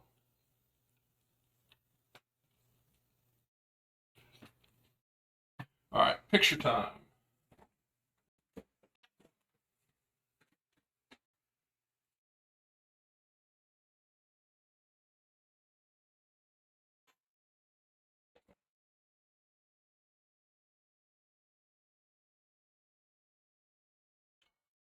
This is my plate because I was gonna try and do the salad with the paella. So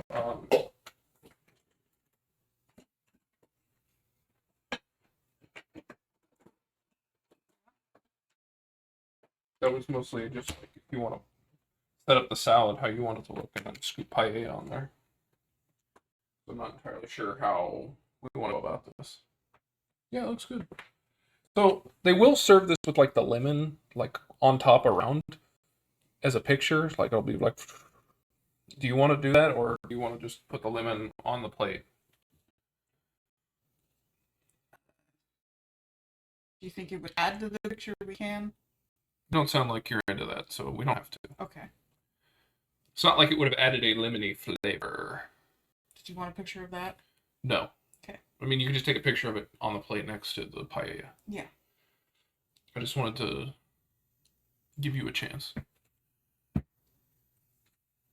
So yeah, we're basically just letting the all the liquids reintegrate, absorb, and then it should be very tasty. I have been picking at the sausage. I'm gonna pick at the chicken. Not gonna lie, when I saw the chicken, I thought it was potatoes, and I was really confused. And then I realized it wasn't in fact chicken. How would potatoes work on a paella? Well, that's what I was confused about. A couple of pieces looked potato-like. It's just because you cut the chicken so nicely.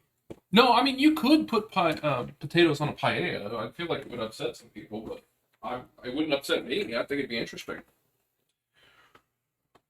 Like a seasoned potato. Yum. I also thought they were potatoes earlier for a moment. Okay, so... They look potato-esque. Not like in a bad way, they just look potato-esque. It's called cubed chicken. Come on, guys. You just cut it and it cooked it and it looked like potatoes. I'm glad I'm not alone in this. I know. I feel vindicated. You're fine, you're fine. Now, we will have words about this off camera. I'm kidding. How dare you undermine me? And my cooking.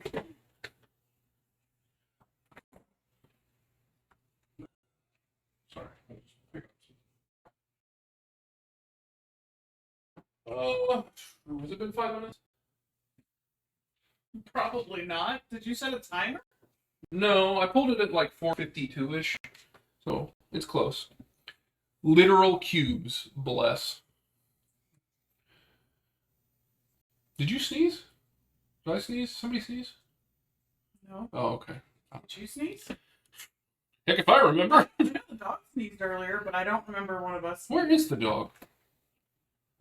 Oh, he's behind your chair.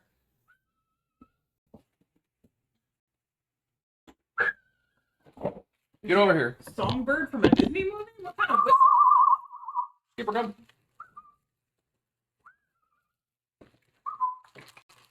Carrot? You gotta hold your hand out and say touch. Carrot?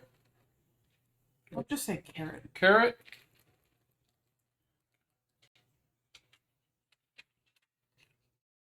You gotta do something. Sit. Good Lord, how far are you going? All Shake. completely, Shake. You go any farther, I'm gonna have to Out of mail shot. you the treat. completely out of shot.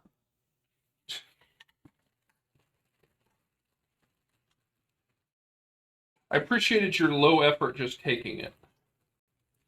Let's get you closer, because Just play here. it's a dog. Did you not learn your shapes in school? I'm sorry, I couldn't differentiate plate and dog. Skipper. That's Southern upbringing. Skipper. Who's there? That's a good one. He's about to fall over. I think he's tired. Are you tired? Did you not sleep enough last night? What were you doing staying up? I have 2 carrots. You need to lay down if you want them. Down. Down. That's a boy. He is a boy. I thought it was going into all of your freshly cut.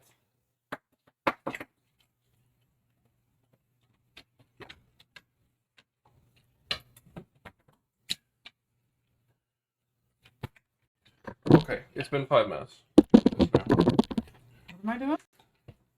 Why'd you Plating. get a spoon To get it out? versus a spatula?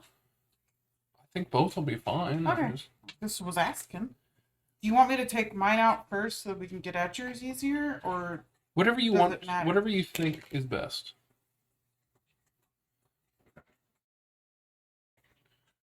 You know, we do the show 70-30. I need you to do your 30%. when have I been 30% of this? I'm like 5. You're 30% when I need you to do it right now. I am not a staple in this show. He is. You're a person, not a staple. He's a plate. What do you think this is? Like Beauty and the Beast? My wardrobe? No, you can't sing like that, wardrobe. Can you sing like that, wardrobe? Yes. I guess I have heard you sing. Can you give me Aha. 4 months of singing lessons? Look at that. What? You see that underneath? That's what that's a good sign. I forgot I was supposed to also put a salad on the plate. You like freaked out and it startled me. Yeah, because we've got a socarrat down there. Socrates? It's spelled pretty much the same, but no. See, we've got this. That stuff that's stuck to the bottom. That means we got crispiness.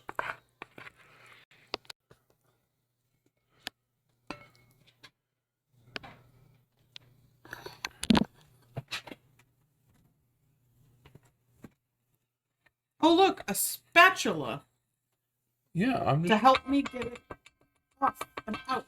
It was a spatula I used originally. I just wanted to. Why would I just wanted to show why? that the socarrat exists. See, look, we got the crispy bits. I understand. You put it. I didn't. Oh, that's so much better than the one that we had. Yum, looks great. Thank you. I had nothing to do with it. You had everything to do with It was it. my wife's 30% that pulled it through. That's not true at all. You need to wipe it up. And you've also put the camera where I was going to put this. That's fine. There's a lemon. Where do you want to put the lemon? I don't know. I'm understand how the lemon fits into all of this. Generally, you squeeze a lemon over it, Gosh darn it. and it's also nice garnish.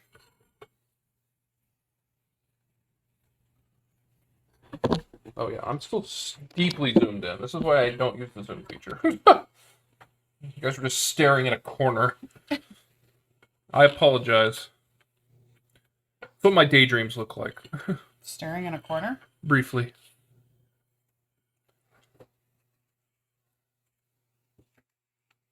What's the green stuff for?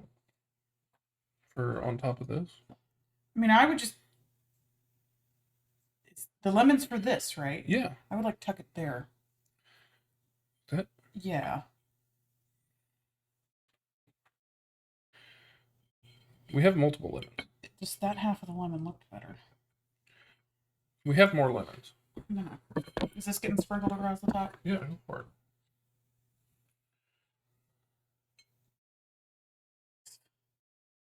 I know we're all shocked.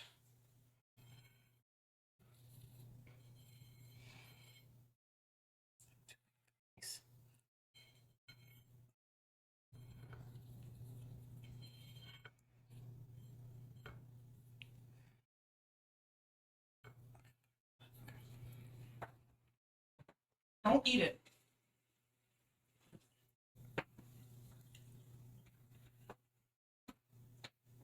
"22 minutes and you still haven't eaten." Yeah, we're trying to get the plating down. There's a 5-minute rest period.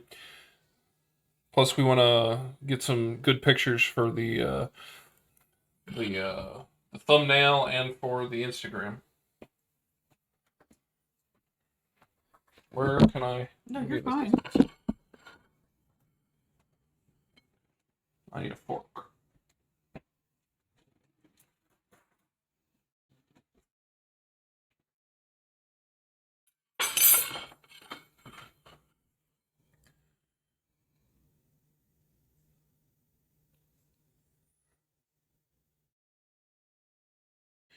It's Sunday. There's no rushing. Exactly. It's a day of rest, right?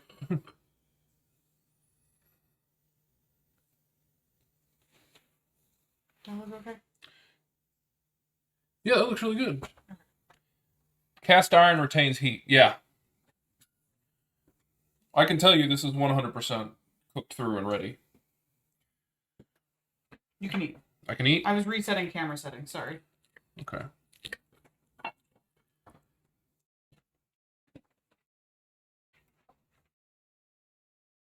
You just keep rotating around the, Yeah, that's what it feels like. I need a... Oh, what?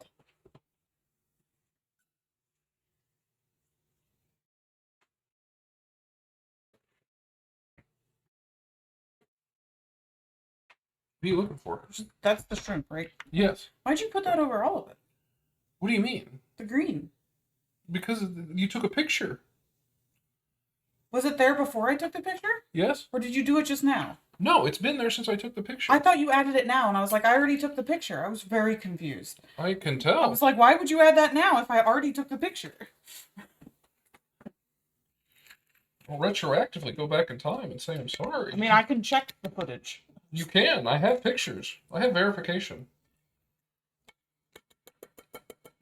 I didn't know you hated parsley so much. I don't. I just was trying to understand why you did it.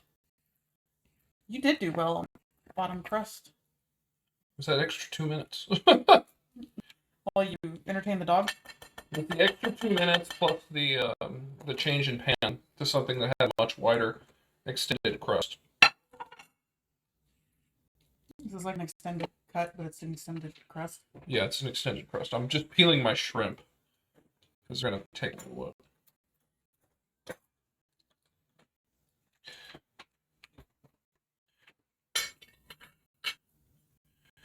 Mr. Beast worthy thumbnail. Yeah, apparently. They're asking if you're okay. They're like, "Are you having a mental breakdown?" What? Yeah. Like, "Are you okay? Do you need help?" I always need help. You're not supposed to tell them that.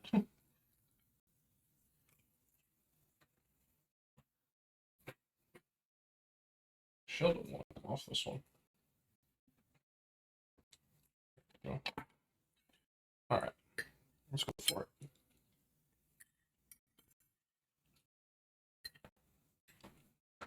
it. All over the floor. Oh, carrot pieces. Someone didn't clean up. Someone didn't clean up, yeah.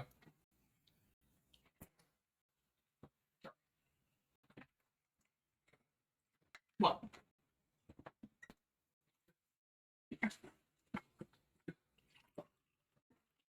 Chow's looking out for you.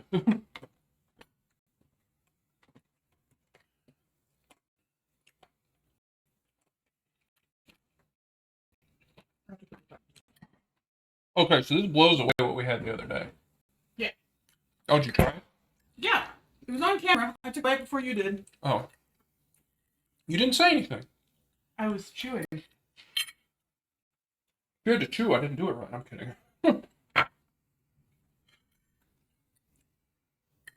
This is really good.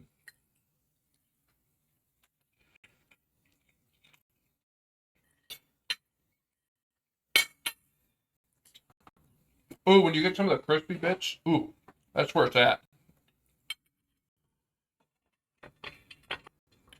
Yeah, like I was saying, there's a lot of flavor built into this. That sofrito, you cook it until it's nice and sweet. And then from there, sorry, I'm trying to peel this last shrimp. Fine. The chicken stock with the saffron, it's delicious. Somebody do you want your dinner?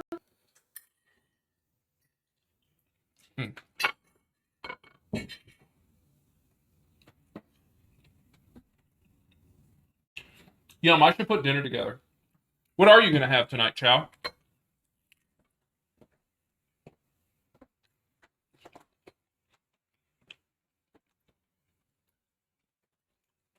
I will come over there and eat at the table with you. I just want to scoop me a little bit more. We can eat the island like we normally do. No, I did purposely want to sit down. That's why I cleared the table. I just... Oh, well, you can move my stuff.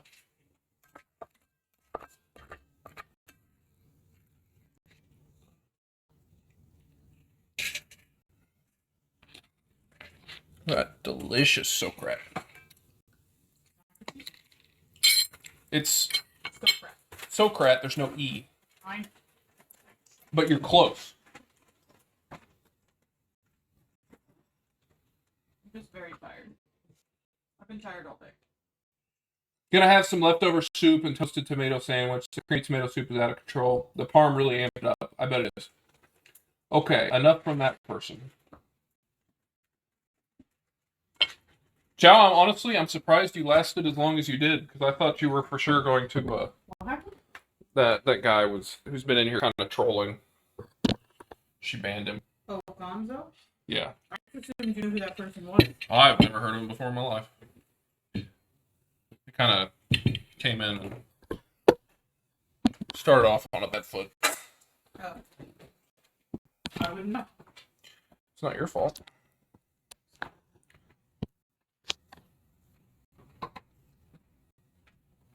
What do we have to do?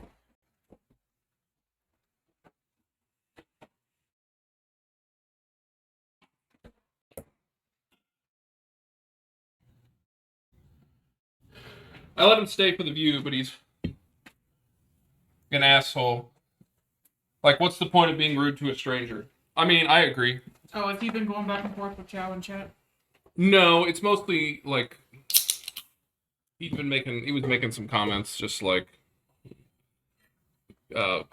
khakis and New Balances. What is this, 4th of July? And just like, I think he said something like my grandma could make this quicker or something right before he got banned. Oh, yeah, he was the one that said the time thing. Whatever. Yeah, I mean,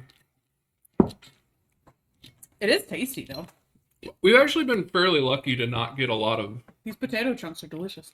Yeah, thank you. They taste just like chicken. You'd be amazed what powdered chicken can do to a potato. We've been pretty lucky to not have a lot of people who show up and have been kind of rude. It's because you got chow on it. I try not to be reactive to them because they're obviously immature and lame. Grant's not here, right? No, Grant is not here, but he is also immature and lame. For different reasons. Yeah. We're friends with him, though. Yeah, forever number one. He's his own pain, but he can stay for the time being. It's the day after Bionicle Day. What else has he got going on? That's true. Bless you.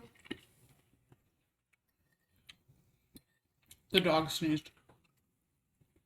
Mm-hmm. I don't know if it came through on camera. You'd be surprised what gets picked up, and then you'd be surprised what doesn't get picked up through the camera. Which it'd be nice if I ever got around to actually getting a microphone.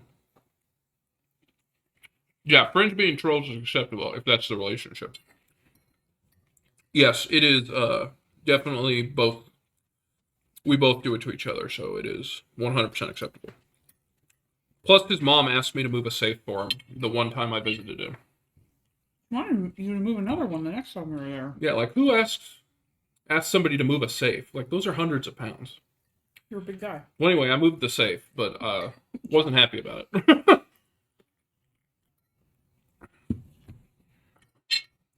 Go touch grass, bud. Yeah, exactly.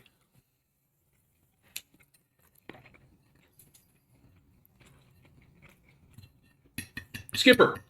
Come on, get out of the kitchen. You're just licking up everything. Come here. He left carrot pieces. Come sit over here where people can see you. Lick your carrot pieces up. So how does this compare to the one we had at the restaurant? It's less soggy. Mm-hmm. I think the chicken's better in this one. For sure. Well, that's because they just used blackened chicken they threw on top. Yeah. But I mean, do you think it's got more flavor? Yeah. Okay. That kind of was inherent with the less soggy comment. I'm sorry, I was in front of me. But I get it. We have a hard time finding places to eat around where we live. That are different. It's not that there aren't places to eat. We're not in a food desert. It's just that I really like novelty and trying something new. And I'm living in the Midwest. What? When you get the crispy bits or like the really seasoned bits from the bottom. Yeah. Very good. Yeah. It's all like very similar stuff. So it's like bar food, hamburger places, Tex-Mex. barbecue, Tex-Mex, steak places. Which is fine. Which is fine. It's just, I don't want it all the time, and I also don't necessarily want to cook all of the time. If you want shit, come sit right here. Touch. He wants ice. So, we will try new places whenever we can find them. And I was telling you guys about the one place that I've had paella from here in Kansas City. We found a random place that was like a wine and whiskey bar, but also served paella. And we were trying to find something for dinner, and I was like, yeah, let's go give it a try, because in the 4 times I've had paella, not including the one that we had there, I've really loved it. So I was like, oh yeah, that's cool, let's go try it. And then it came out super soggy. There was no socarrat. They just threw like a blackened chicken breast over the top. And like, it was okay, but it wasn't like great. It was also like $35. Wasn't bad. It wasn't bad. The place that I had paella downtown, it was like $60. Served 4 people. But it was also incredibly great. The $30 one, I was like, this is more what I'm willing to pay. And it served 2 to 3. But it was only all right. That was Morgan's first time having paella. And that was only a couple weeks ago. And I was like, the one I made was so much better. It's because the others were all seafood. The other ones are all seafood, but there's occasionally like a vegetarian I meant one. the ones you had eaten. Oh, yeah. Prior to that. I'd like tried the rice. He's giving me some of that. Chow says I hadn't had paella in years, to be honest. Last time I had it was an event, so it was free. Well, it's funny because I've been talking occasionally on here about how we're going to go to the Minnesota State Fair here at the end of the month with a couple of my friends who frequent the channel from time to time. And one of the big, like, they always put a list of all the new food items for the year. So I go through and find what sounds the most interesting to accompany my foot-long corn dog I will absolutely be getting. An 18-inch corn dog. 18-inch corn dog, excuse me. This year, they have a paella station. So it's just going to be somebody making paella all day long. And I said, well, sign me up. I'm going to go get that.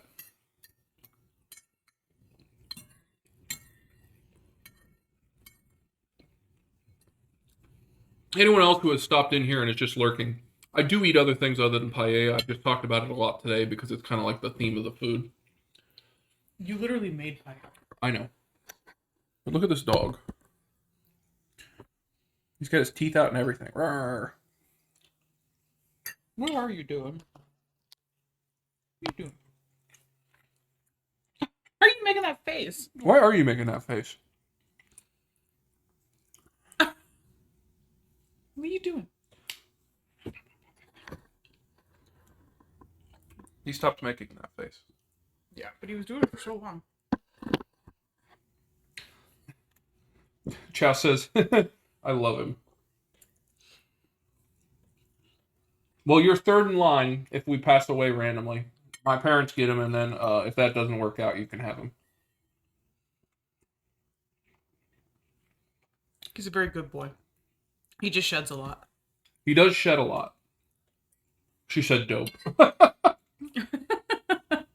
He's good with cats, which is great. He is, actually. He's good with cats. He's good with kids. He's good with people. He's pretty just indifferent to a lot of things. He's just happy. Yeah, he's just chill. Yeah, he's very chill.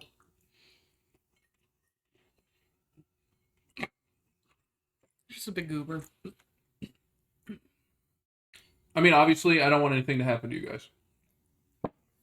You said that... we don't either. You There said was that a long about 15 pause. seconds too long. There was a long pause. I don't know if I believe you. We're just kidding. I know, we're giving her a hard time. I gave her a hard time about her grilled cheese yesterday. Grilled cheese? Yeah, she made grilled cheese and tomato soup. That sounds amazing. I almost joked earlier when she said that she was going to have the soup, that I was like, is there grilled cheese with it? Well, that's what she had yesterday, so I assume she's probably going to do grilled cheese again. See, Chow and I would get along. You would love her Dutch oven. She got the same Amazon Basics one that I have, but it's like a pinkish purple. Oh. Like a... Do tell me what color you think it is. Like a sleepy lavender, maybe? Sleepy lavender? I don't know.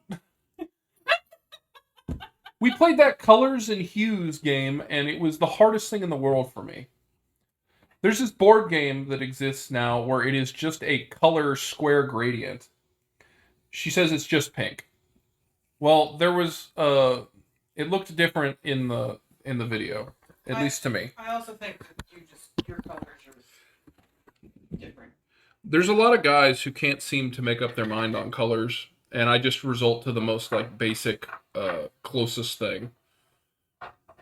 But yeah, a friend of ours came over for a board game night, and they brought this colors and hues game, and it's like 260 some colors On a square. on a square. Like, and it's a gradient too. And So it's like yeah. all the, like pinks are together and blues and greens, and it all fades into the other colors. And the whole point of the game is the person in charge draws a card, and it gives them 4 colors to choose from, and then they have to describe the color to without saying anything related to color. You can't say like blue, but you could say indigo. Like No, that's a color. You could say like fancy versions of the color. You just couldn't say blue or green or yellow or something like that. You could say chartreuse. You could say stuff like that. Okay, well, I clearly didn't understand. So, for like green, it would be like, or purple is a good excuse. We would say K-State, for the K-State Wildcats because they have a purple mascot. And then the people would then take their thing and try and put it on the color. And basically there was a square or like A bigger square. a 9-hole square where you would put it on the color, and if you landed within the square, you got points. And then it was trying to get it so not everyone got it, but one person. No, you want everyone to get it. And that one, I think. Well, anyway, I was terrible at it because I can't tell colors.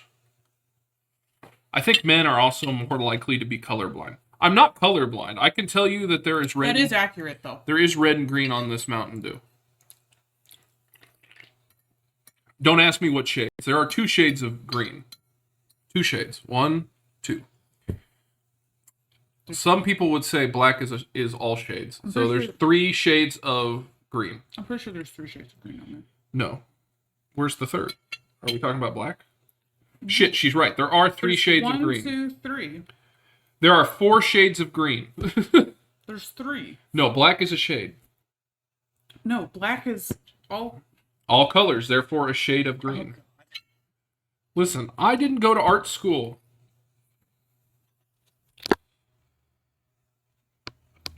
Does that zoom out? I can't tell. Anyway. Yes. That was super delicious. How much is left? Like half of it? Oh, okay. I ate half of it last time I made this, and then, I just went back and took some rice and some chicken. no sausage? No. You don't like the sausage? I like the chicken more. It's just chicken. I didn't even do anything but salt it. It was tasty. Well, it's probably because I cooked it in the sofrit remains. Yeah. And then like all of the like flavor and stuff that was the fond on the bottom was starting to burn because I had to turn the temperature up high. So I pulled. Fond is what you call all the stuff that sticks to the pan afterwards. I said fawns. Yeah, I know, but I wanted to keep explaining things. Okay. I was just going to ignore your comment. That's fine. Yeah. Eat this lemon. No. So if you add liquid to a hot pan, it will actually help you get that fond up, and it's a lot of flavor that you've built up. So all that flavor from the red bell pepper, the garlic, and the onion, and tomato paste basically just got put on the chicken. Yeah, it's tasty. Yeah. Deglaze and get that fond. See, Chow knows. Making donuts? For the glaze? Is that what you're going with? Glazed donuts? We could make donuts. Do you want to make donuts? I mean, not tonight. I just mean in the future. Do you want to make donuts? I was like, yeah, I don't think I have that in me tonight. I would try it. Well, you fry them. Because I like cake donuts more than glazed donuts. Maillard reaction. Woo. Yeah, exactly. You like cake donuts? I like Old fashions. Old fashions, which are sour cream donuts. Although not many people know that they're sour cream. I don't know. We could try making donuts sometime. You got the Dutch oven. We could fry them up. Yeah, I mean, I would. If I'm going to fry anything, it's going to be in the Dutch oven. We can even fry up the middles and make donut holes. You do realize that, like, they have a specialty device that, like, plops them out. Like, they don't cut a hole out, right? You realize I was joking, right? Okay, I wasn't sure. But why would we waste it? Just fry it. Fry the hole? Can we use my dinosaur shapes and cut them out and fry them up? You generally, like, it's like your cupcake thing. You just drop it into the fry like that, over the top. No, we're making real donuts with the holes cut out. I think you cut the circle and then you poke a hole and you pull it a little. That's a bagel. You realize donuts and bagels are the same shape, right? Yes, I understand that. I'm telling you, the way that they make donuts is they have a like your cupcake thing where you press it and I'm it comes aware. out. But instead, it's like a. I'm aware. Okay, then what? But you can also make them where you cut them and then you drop them in. I've seen home chefs do that. Why would I do that? We don't have a device to drop. No, donuts in. we're gonna go on an Amazon shopping spree and get everything you could possibly want. We're gonna get a conveyor belt. We're gonna go to one of those Dunkin' Donuts that are going out of business. Get the glazing machine. Yeah, we're gonna get all of it. We're going into business. I'm opening the food truck with Cole, where we're going to sell the cookies. It's going to be great. We're going to do just like they do at the state fair, but we're going to do it here in Kansas. On call. So many cookies. That's a joke. I'm not actually doing it, but I do think it's a good idea. We came to that conclusion. In Minnesota, they have a bucket of cookies that you can get at the state fair. Sweet Martha's. Yeah. And I mean, when I say bucket, it's like we like have the that bucket. tall. That they just put fresh cookies, they shovel it like it's the fries at McDonald's into the thing and hand it to you. And then they also have another stall somewhere there that's like, for like $6, as much milk as you could possibly drink. So, every year we go to the state fair, the last thing we do is get the bucket of cookies and leave the fair with it. When I was telling some people to this, they were like, that would be a great business model here, is to like have a food truck that just did cookies like that. Like you could call them to a corporate event and just like make mass amounts of cookies for people. And I was like, that's not a bad idea. So we've been joking about starting it. So yeah, actually, Okay. Here's the bucket. They fill them As up you can to see, like... my hand is not a good indicator. It's as tall as a Mountain Dew, literally. But then they fill it like up to like there, like twice as high as what it is. Yeah, they Like, five they guys. mound it. They five guys it. And then they hand it to you. It's Well, wonderful. they don't hand it to me. I don't ever buy it. They hand it to me. My wife seeks them out. If anything, I go to the sweet corn booth where they just have like an entire truck full of corn that they just cook really quick and then dunk in some sweet like butter and then some salt and pepper stations, I and get it's my weirdly delicious. delicious. And I split. Yeah. And then I get my bucket of cookies at the end. I'll take pictures of the food we eat this time, like I did last year. I mean, we spend like 6 or 7 hours there, and I'm dead by the end. Yeah, you are. Right. Well, I don't know how you're going to handle New York. I don't know how to handle New York either. I don't know how New York's going to handle me. My food is a third. So you went to town, is what you're telling me. No. You enjoyed it so much, you said, I'm going to town. You ate my fried chicken burrito. No, and then that's not true. Then you eat all the paella. I ordered the fried chicken burrito first. And then I ordered my other burrito. And then you added a burrito that was a fried chicken burrito. I can't help it. They only gave us one. I ate it. If we'd looked then, we could have gotten it fixed. As you can see, there's trouble in the household. Nonsense. You have paella that you can eat tomorrow is what I'm getting. Good. I'll take the pasta dish. When's the rain hitting? Like when we're sleeping? Is it all through tomorrow?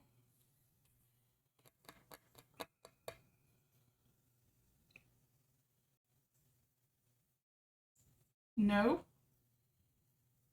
It's gonna rain between 1 a.m. and 9 a.m. It fluctuates from like a 30 to 60% chance. Okay. Then there's a 30 to 40% chance, 11 to 12, and then it's done. Okay. That's going to make it difficult for me to... It's also gonna rain Tuesday. Okay. More rain. 71% chance Tuesday, and only 58% chance tomorrow. I'm less concerned about that. I was trying to smoke that turkey breast I bought to do for dinner tomorrow, so I think I'm going to have to just... It may completely miss us. Yeah. So there's either a chance I do that, or I'm going to have to, like, roast it in the oven.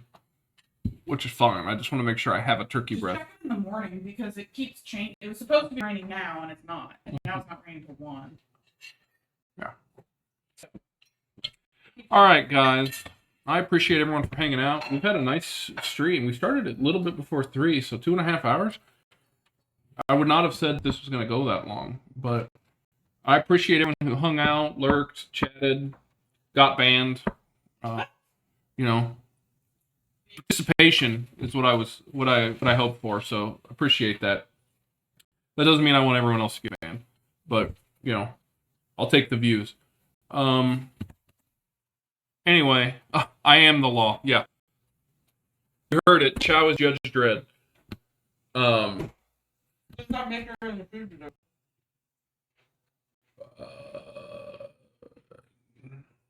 Probably one of the... Is she Tommy Lee Jones? No, she would be like one of the others. She'd be like Cosmo. The woman? No, Cosmo was the one who got hit in the face. No, I mean she could be the woman. Yeah, she could be the woman. I don't know. Does it matter? Well, I mean, she would just be one of the marshals. I think that's what we're going for here. Anyway, back to what I was saying before my wife derailed me. Classic her. She did pull out an Oreo, and that didn't help. Yeah, I appreciate all the people hanging out, chatting, all that stuff. Check out the Instagram if you want to see pictures of what we've done and get notified ahead of time. And check out the VODs if you want to see any other stuff we've made. We've got a lot of fun stuff up there, and we got some fun stuff planned. And then schedule is Sunday, Monday, Tuesday, so about 5 o'clock tomorrow. Should be doing some turkey club sandwiches, whether it's smoked or just cooked in the oven. Will be... time will tell. Yeah, we'll see how weather decides to play. And then Tuesday is going to be enchiladas with homemade beef enchiladas with homemade red sauce, and then Spanish rice. Yeah, and then we probably may do another Lego stream this week. Who knows? Anyway, appreciate it, guys. Have a good rest of your weekend. We are gonna go raid somebody to share the love real quick, so just hang out for a minute or two until we find somebody to go and support. Oh, here comes Skipper. Hi, buddy. Can you come here? Come here. Okay, he just wants his butt scratched.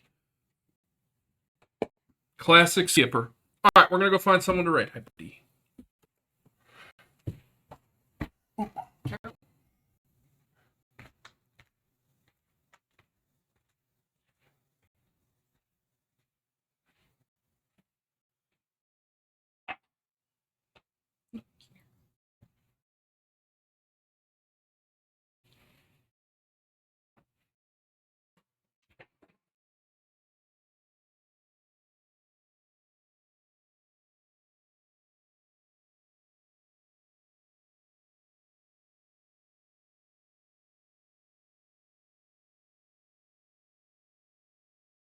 You want ice?